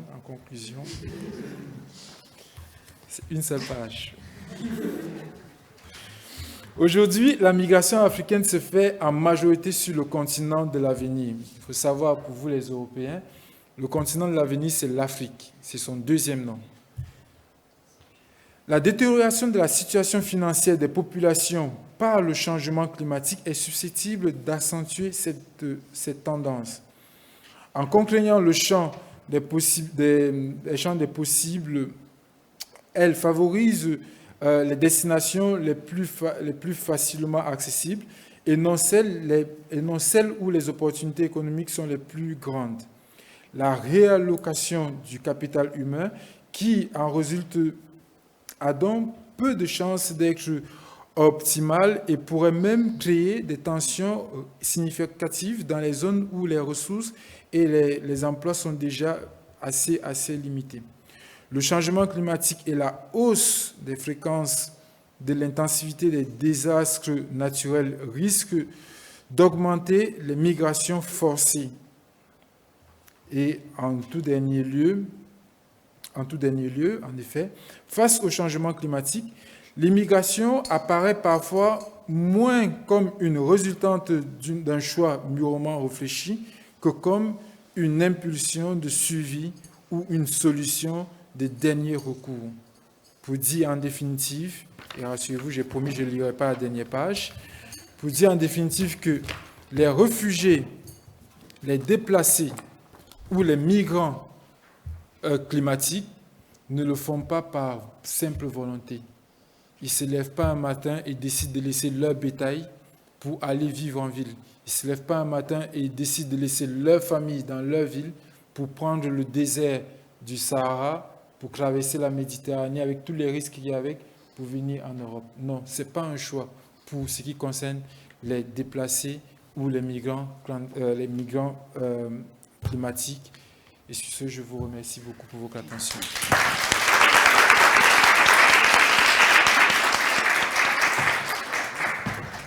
Thank you very much. And now we have Dr. Sanfo, who will be speaking to us as our final panelist.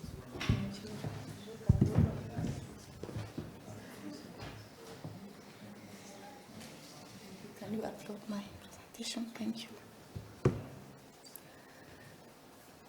Thank you very much. Good afternoon, everybody. I'm very pleased to be here, and I would like to thank College of Europe and all the organizing committee for inviting me here to represent my institution, WASCAL. So I will talk about understanding the challenges of climate change, migration, and sustainability, basically in West Africa. So I will first of all update, the figures on climate change and the impact in West Africa. Second, I will talk about migration in West Africa and brief, some resilience and sustainability, the link between resilience and sustainability, and also highlight the way forward. If I have time, I will talk about WASCAL. But if I don't have time, if you click, on the presentation, you will learn about WASCAL, my institution, working on climate change and adapted land use in West Africa, fully funded by German, BMBF, the federal, ministry and research, for research, in Germany. So, adapting fact and figure. Here we analyze at WASCAL the situation in West Africa. We can see that It will be, if you see the projection, the climate projection between 1981 to, 2010, the projection, showed that, we will experience a rising of temperature, within, West Africa.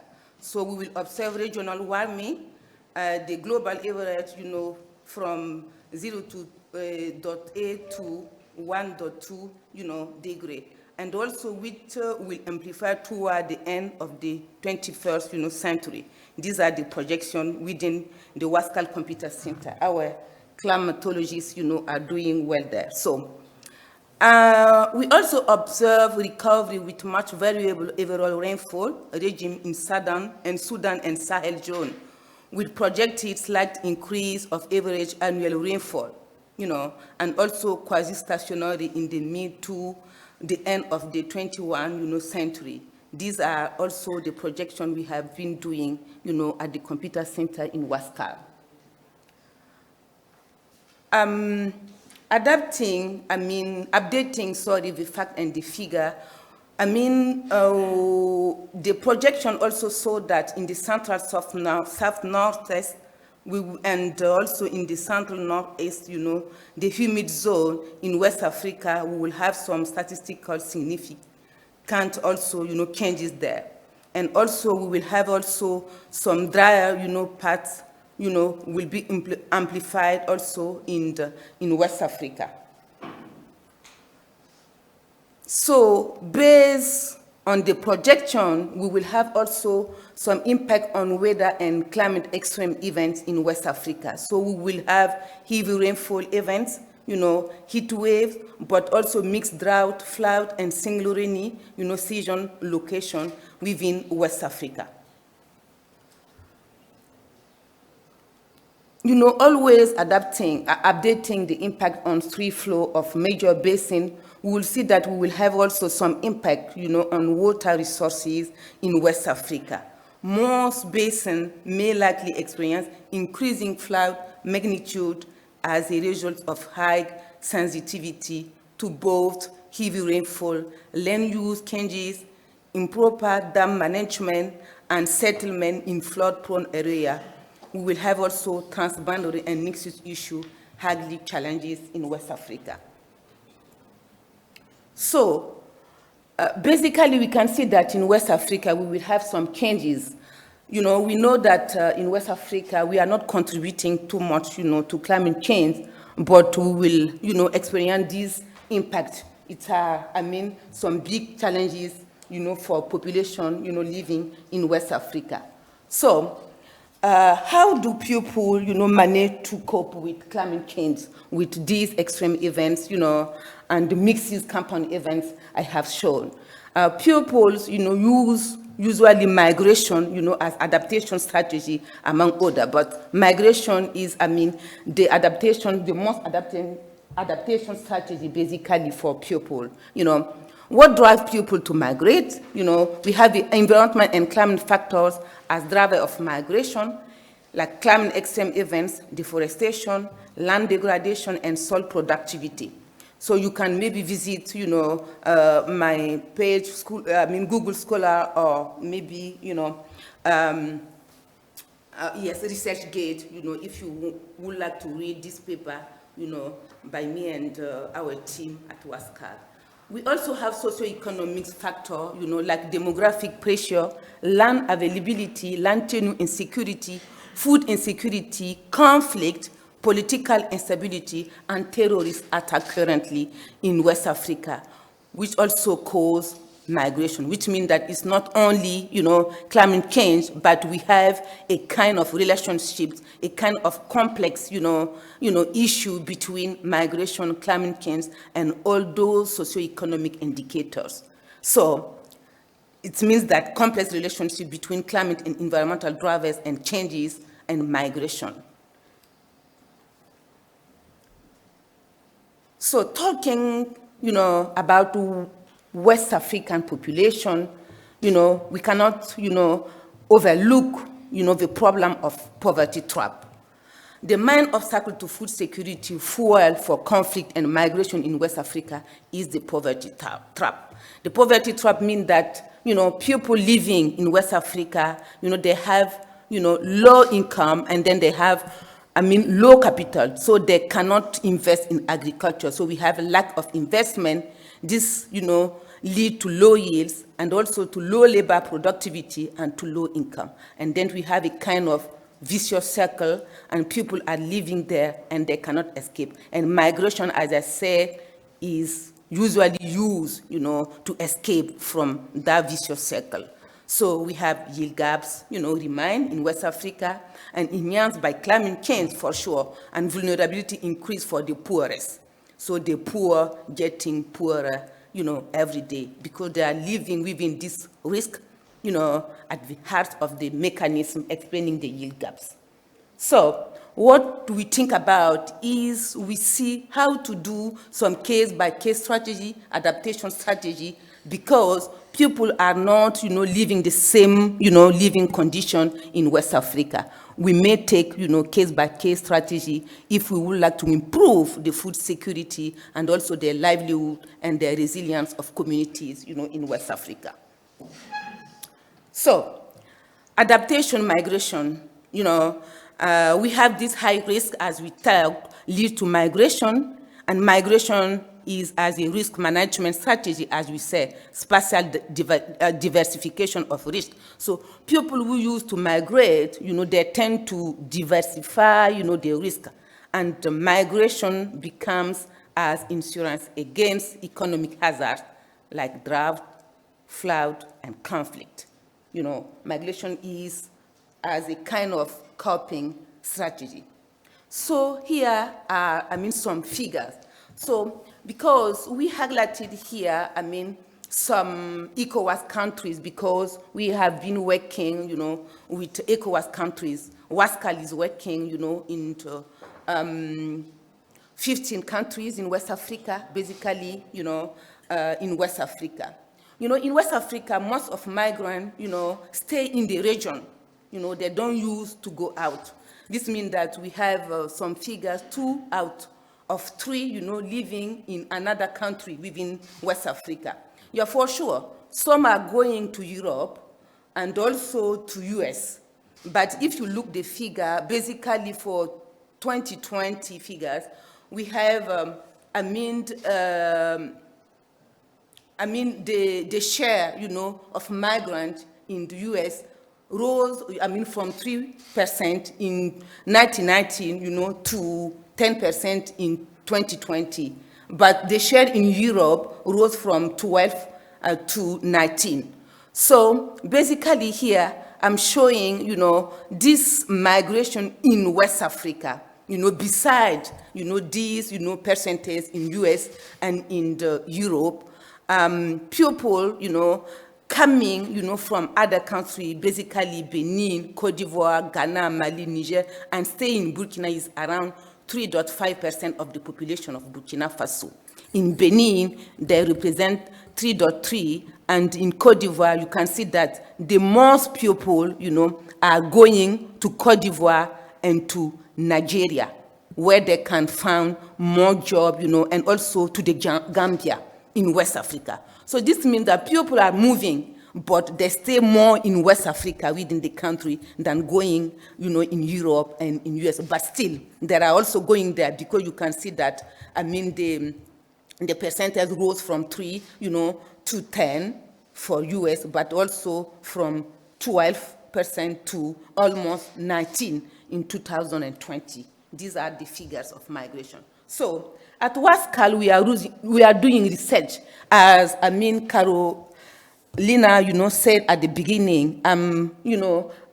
Research scientists, senior scientists, taking care of what we call, a thematic research in West Africa, rural, urban, and cross-border migration in West Africa. So we did a study, and then we try, to look at people, as I said in my previous, table, people, coming, for instance, from Mali to Niger, or moving, from Mali to Burkina Faso, and we had, this internal migration within West Africa. So the key drivers within West Africa, as we said, it's climate in environmental stressors like production losses, poverty trap, and food insecurity, but also insecurity and community conflict, because we have some conflict between farmers and, breeder livestock raisers. So seasonal migration and gold mining, people also may migrate, from rural area, to gold mining, area, so that they can find some money, for living, to improve their living condition. So we have also local movement of short duration, like market reasons and family events also in West Africa. So we try to zoom for the case of Burkina Faso. And there we have also, currently some, displacement of people coming from the northern part, to the central zone because of, climate change, but also because of security, terrorist attack. And also we zoom for Mali, and we have also the same. People are moving around, from the northern part to the central part for, different regions. Then we deep the case study from Burkina Faso, and we, we make some research question. Why do people migrate within Burkina Faso? So people migrate because they have soil degradation in their living countries, zones, and also they have drought, decrease in precipitation, decrease in agricultural revenue, search for job, conflict, and others. And we can see that people coming, from the rural zone area, they are settling around Ouagadougou. This is the map of Ouagadougou. And we can see that the migrant people settle around, Ouagadougou, and they have also some difficult living condition. So they are creating what we call informal settlement in Ouagadougou, and this is another problem because, it's a complex situation there. So when we dig a bit and ask them, are migrants able to meet their need in host zone, because they are coming from the rural, zone to settle around Ouagadougou. Then we ask them, are your needs, have been so far met because you came and settled here, and you have, the answer for the food, security, food insecurity, non-food needs are met, and non-food needs are not met. You can see that they are living in also a very, very complex and difficult, situation. And they experience also drought, flood, increased temperature, violent winds, and also heat wave. This means that they also create a complex situation again, around Ouagadougou, create what we call, informal settlement. There is no water, there is no electricity, but also the problem of, climate, and environment-induced, problem also comes in. This means that we have a complex situation. So here we have also, the impact of climate risk on the living condition of migrants. So they have property loss, they have waterborne diseases, they also have increase in cardiovascular diseases, they have also conflict, and they have reduction of their income. This means that this is not, the, solution of the problem. We have to deep again. So now I will talk about a bit resilience and sustainability. We can see that resilience and sustainability are complementary. So we need to make resilience if we need to create more sustainability for people. So we need to create, a very safe, environment so that they can make more resilient. Some progress has been done, but especially in West Africa, but most remains to be done. We have to continue, to work together. So what to do? From, our fundings and also our research, we think that knowledge, policy, and funding gaps may need to be, rethink and, to be, to be investigated. Knowledge gaps in West Africa. We need to customize training programs. We need also to enhance this indigenous knowledge. We need to value them. Also, local communities' reality must be taken into account while designing policy. We have a necessity to involve all relevant stakeholders in program inception phases. That's what we have been trying to do in Wascal, basically. Fund constraints. We have strategy to raise sovereign funds, create incentive to encourage people to pay taxes. So I basically talk about taxes whenever I have the chance to talk, because in our countries, we do have some people who earn much money and then also are doing business. We have economic, and business people. And then why, do not ask these people to pay more taxes? We need to create, some sensitive, policy, to attack them so that they can pay more taxes. And we use this money, these funds, to create, some development in our countries. The gender inequality and equity need to be taken into account, basically in West Africa, where we have women and youth. They are the key, person for the family, but still they have to be taken into account. So we need to arise, to raise the awareness, women and youth empowerment. We need to empower them and advocate for them so that we can meet, the sustainable development, in our countries. We need also to invest and to promote what we call land-based circular economy, because we need to access to green energy and clean water to sustainably improve livelihood of women and youth, and also for marginalized people. So the way forward is that change in trend and variability of the regional climate include high frequency and intensity, duration and timing of extreme weather events and climatic hazard. So actual investigations of impact show that the consequences may be due to agri and food insecurity in West Africa. So migration is often used as adaptation strategy, but marginalized and vulnerable people, basically women, children, and elders, are often left behind in a situation of poverty trap and food security. So we need to quickly optimize an uptake of structural adaptation options. We need to co-design and co-implement together with stakeholders, users, engagement at all levels of decision, but we need also basically capacity building.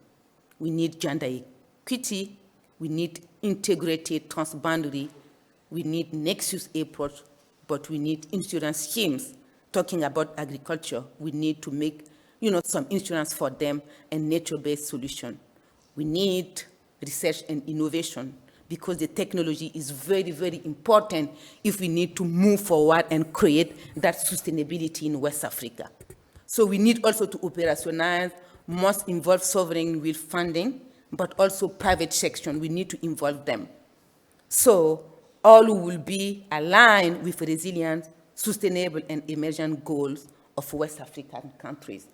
So these are useful links if you want maybe to dig deeply and to see, all the data which we have been using, to do the research around migration, climate change, and climate adaptation strategy.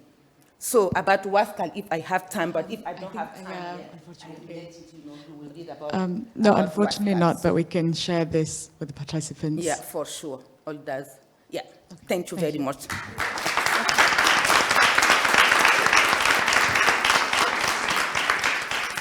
So we are planting trees here. Yeah, sorry. Yeah, maybe. Sorry. If I can quickly tell you. Yeah, it's just, we are in front of Wascal, and we are planting trees. It was, one of project called Green Builders. So, this is how we mitigate, climate change in Burkina Faso, in Ouagadougou. Thank you.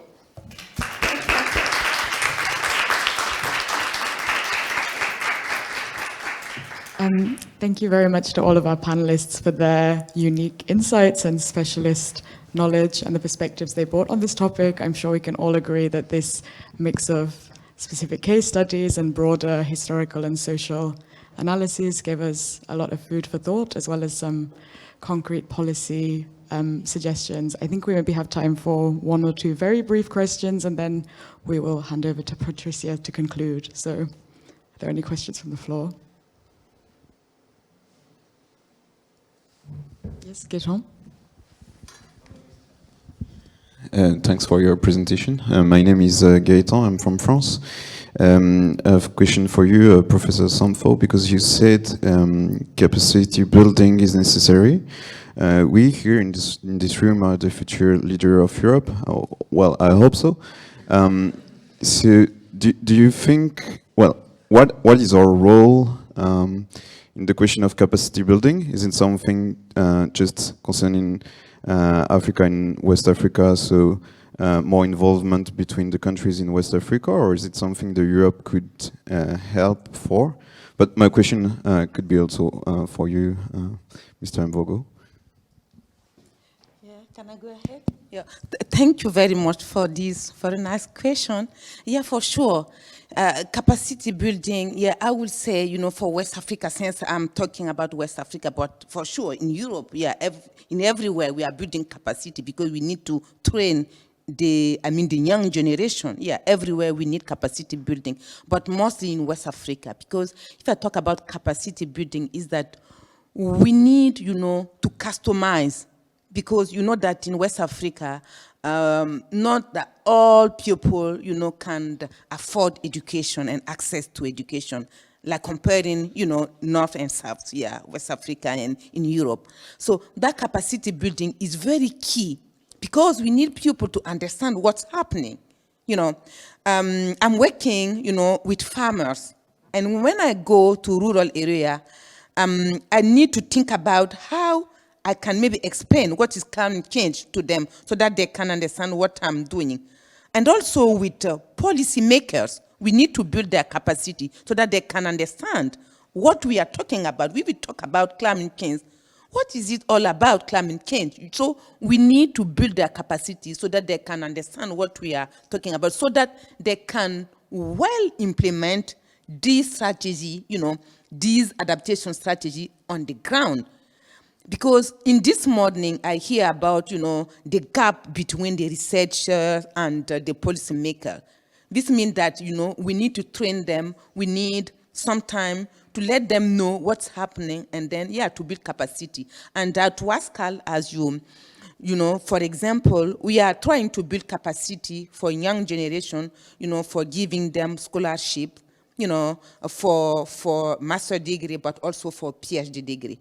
But what we do also is that we are also building capacity of decision maker, but not you have to go to the faculty to have like master degree of PhD, but some short training, some customized training, you know, what their needs, and then we try to train them on that area. And it's very, very important. As I said at the beginning, yeah, we do have some finance coming from Germany, you know, but we also try to attract funds, you know, through proposal writing, you know, and then we try to do our best, yeah, in West Africa. I don't know if I answer, yeah, very well to your question. Good. Yeah, thank you. Ok. Alors, je répondrai à vos questions sur deux angles. Premier angle, côté Afrique. Côté Afrique, c'est simple et purement simple. Il faut qu'il y ait la volonté politique des différents chefs d'État africains. Tant qu'il n'y a pas une réelle volonté politique, quel que soit ce que nous on fera, quel que soit ce que le Collège d'Europe fera, quel que soit ce que l'Union européenne fera, rien ne marchera. Parce que l'Afrique a encore un système de gouvernance qui veut que le chef, c'est le chef de l'État, un système de gouvernance centralisé et qui décide surtout jusqu'au dernier niveau de la population. Ça, c'est de un. Le deuxième axe, c'est côté Europe. Comme notre organisation, c'est l'Europe et l'Afrique, mon deuxième axe, c'est sur l'Europe. Sur l'Europe, il faut impérativement que l'Europe ait une politique agricole vis-à-vis de l'Afrique, une politique réelle. Pas des subventions pour faire des subventions. Il faut des subventions ciblées, stratégiques, qui concernent le transfert de compétences. vous voyez un peu la manière, je pense que Madame Safia a aussi à remarquer, la manière dont on fait les plantations, les champs, enfin les fermes agricoles en Europe ici. On peut reproduire le même système en Afrique, d'autant plus que l'Afrique a des terres bien plus arables que les terres européennes. Donc, pourquoi est-ce qu'un continent qui a autant de terres, autant de richesses n'arrive pas? C'est tout simplement parce que les compétences n'y sont pas. Et les compétences, pas que l'Afrique n'a pas de compétences, mais les compétences avancées, tant sur le plan technique que sur le plan matériel, l'Europe a ces capacités-là. Donc, il faut qu'il y ait les jeunes Européens, les jeunes Africains qui peuvent venir en Europe, se former dans les grandes écoles agricoles en Europe, et si possible, les jeunes Européens qu'ils partent en Afrique pour apporter leur expertise auprès des fermiers, auprès des villages, auprès des cultivateurs, pour justement mettre en place ce capacity building dont vous parlez. Voilà les deux axes sur lesquels je pourrais répondre sur vos questions. Thank you. Oh, maybe one very last quick question. Thank you. I'm Jędrzej Czerep, Africa analyst coming from Polish Institute of International Affairs. I would like to ask Madame Sanfo to bring us some examples of good practices of something that's really worked in terms of climate adaptation and in the migration nexus. I mean, as for Burkina Faso, I know maybe you could tell us a little bit more about this kind of master plan urban project in Ouagadougou, which is about like building this ring of agricultural, semi-agricultural kind of belts around the city, so that its city markets are supplied with vegetables produced locally, not like imported from abroad. This sounds good and sounds like a way to achieve kind of self-sustainability in terms of food security. Could you tell us more? Is it really like that? Does it work? Or maybe Thomas Sankara, the revolutionary leader from the 80s, was a pioneer of tree planting and of greening, of thinking about the deforestation. Did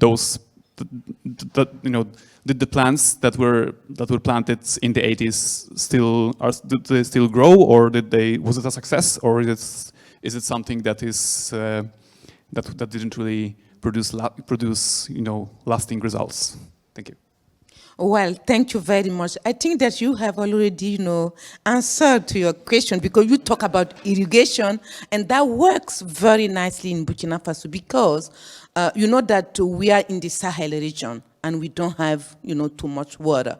And more than 70% of people are cropping. You see how it's, the controversy. So I think that irrigation, match very, very well in Burkina Faso. And also we have what we call peri-urban agriculture, where people are using dams, and borehole to crop.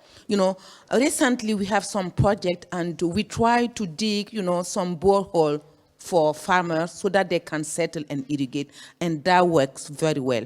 If we can have enough, funds, to deep and then to create this situation so that people can crop, even in the dry season, but even in the rainy season, they can do supplemental irrigation. They can, do also what we call drip irrigation sometimes, and it works. And, for planting trees, you talk about Thomas Sankara. Yes, I'm lecturer at the University of Thomas Sankara also. And yes, this is, what we call somehow like agroforestry project, sensitizing pupils and then helping them to plant trees so that we can reforest, at least. But it takes time, we have a long way to go, but it does work in Burkina Faso. We have working on this project. And also the government is working on this project. But the issue we have is, we have some gaps within the implementation and the monitoring and evaluating. What happened on the ground, may be slightly different on what we have been written in the paper. So we have to correct this one. So we still have a long way to go, but it's nice. So thank you. And yes, and I just have a question for Ms. Blocher, if no one else has one. You mentioned at the end of your talk about the Habitable project, the EU Horizons largest funded project on climate change and habitability. I wonder if you could say a bit more about your institution's role in that and what research you're doing and how this shows the EU's engagement with these global problems, because I think you mentioned a lot of the cities and countries that are being studied are outside of the EU and how this relates. Yes, absolutely. Thank you so much for your question. Yes, the Habitable project is the largest ever project funded by the European Union on climate change and migration more generally. So habitability is a focus, but there have been other European Union projects on climate migration. This is the biggest. We are 21 partners from across the world. Our partners in the African countries are full partners in the consortium. So they are receiving funding directly from the European Union, the same as my institute, the Potsdam Institute for Climate Impact Research. So aside from being a European research project, it's also one in which the full participation of African countries and our African partners in universities in these countries is really important. And of course, one of the goals of that is exactly capacity building, exchange of knowledge, and so on. So we're working directly with these universities, especially to do training of trainers. So for example, from my side, we may train people we have done actually in all of the countries, trained the teams to do qualitative data collection, to do quantitative data collection.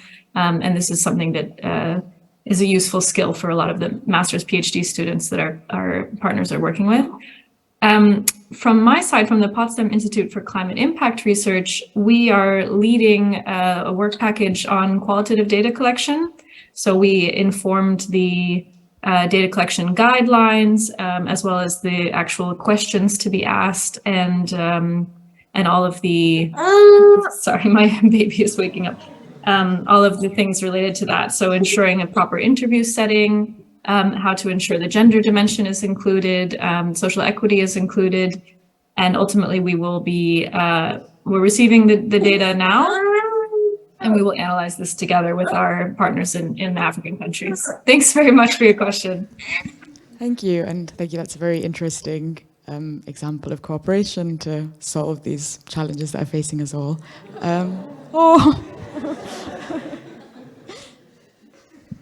For the future. So I'd like to hand over to Patricia now for our concluding remarks, and thank you all for joining us. Thank you to our panelists, and thank you all.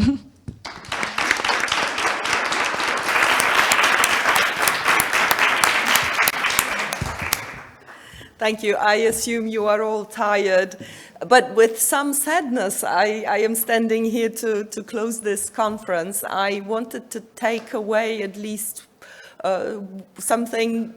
one tangible result of our being here, apart from the interactions that we have had and the great presentations that you have given. And it actually struck me that in 4 talks, there was the same notion of the decision taking mentioned. How is the decision to migrate being taken, and how complex it is? How many aspects, various aspects, are impacting the decision to migrate, and what the place of climate change in this decision is. And I think we saw very intricate 4 slides of this very same decision taking in 4 different presentations. So it just showed me, or made me realize once again, how complex the issue of migration is in general. And at least we've touched on this topic of climate migration literacy. I mean, we're adding, by talking about it, we're adding more information into the public space, into our minds, into what we do. And hopefully this will also help your research as students. So thank you very much to all of you who have been here to inform us about climate-induced migration. I wanted to thank not only the speakers and the guests, but also you, the students, who have moderated the panels, who have introduced the panels, who have interviewed the panelists and the speakers. I wanted to thank Barbara, Amel, Alvaro, specifically, who has worked so hard on this conference, all the technical team that's here and has supported us throughout the day. And I wanted to thank you, all of you who came today here.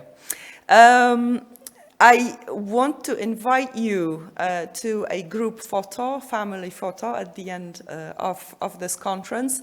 But I also want to invite you already to our next conference, Natolin Academy of Migration Conference, in June next year. We hope it will be as successful as this one, and this is thanks to you. So thank you very much.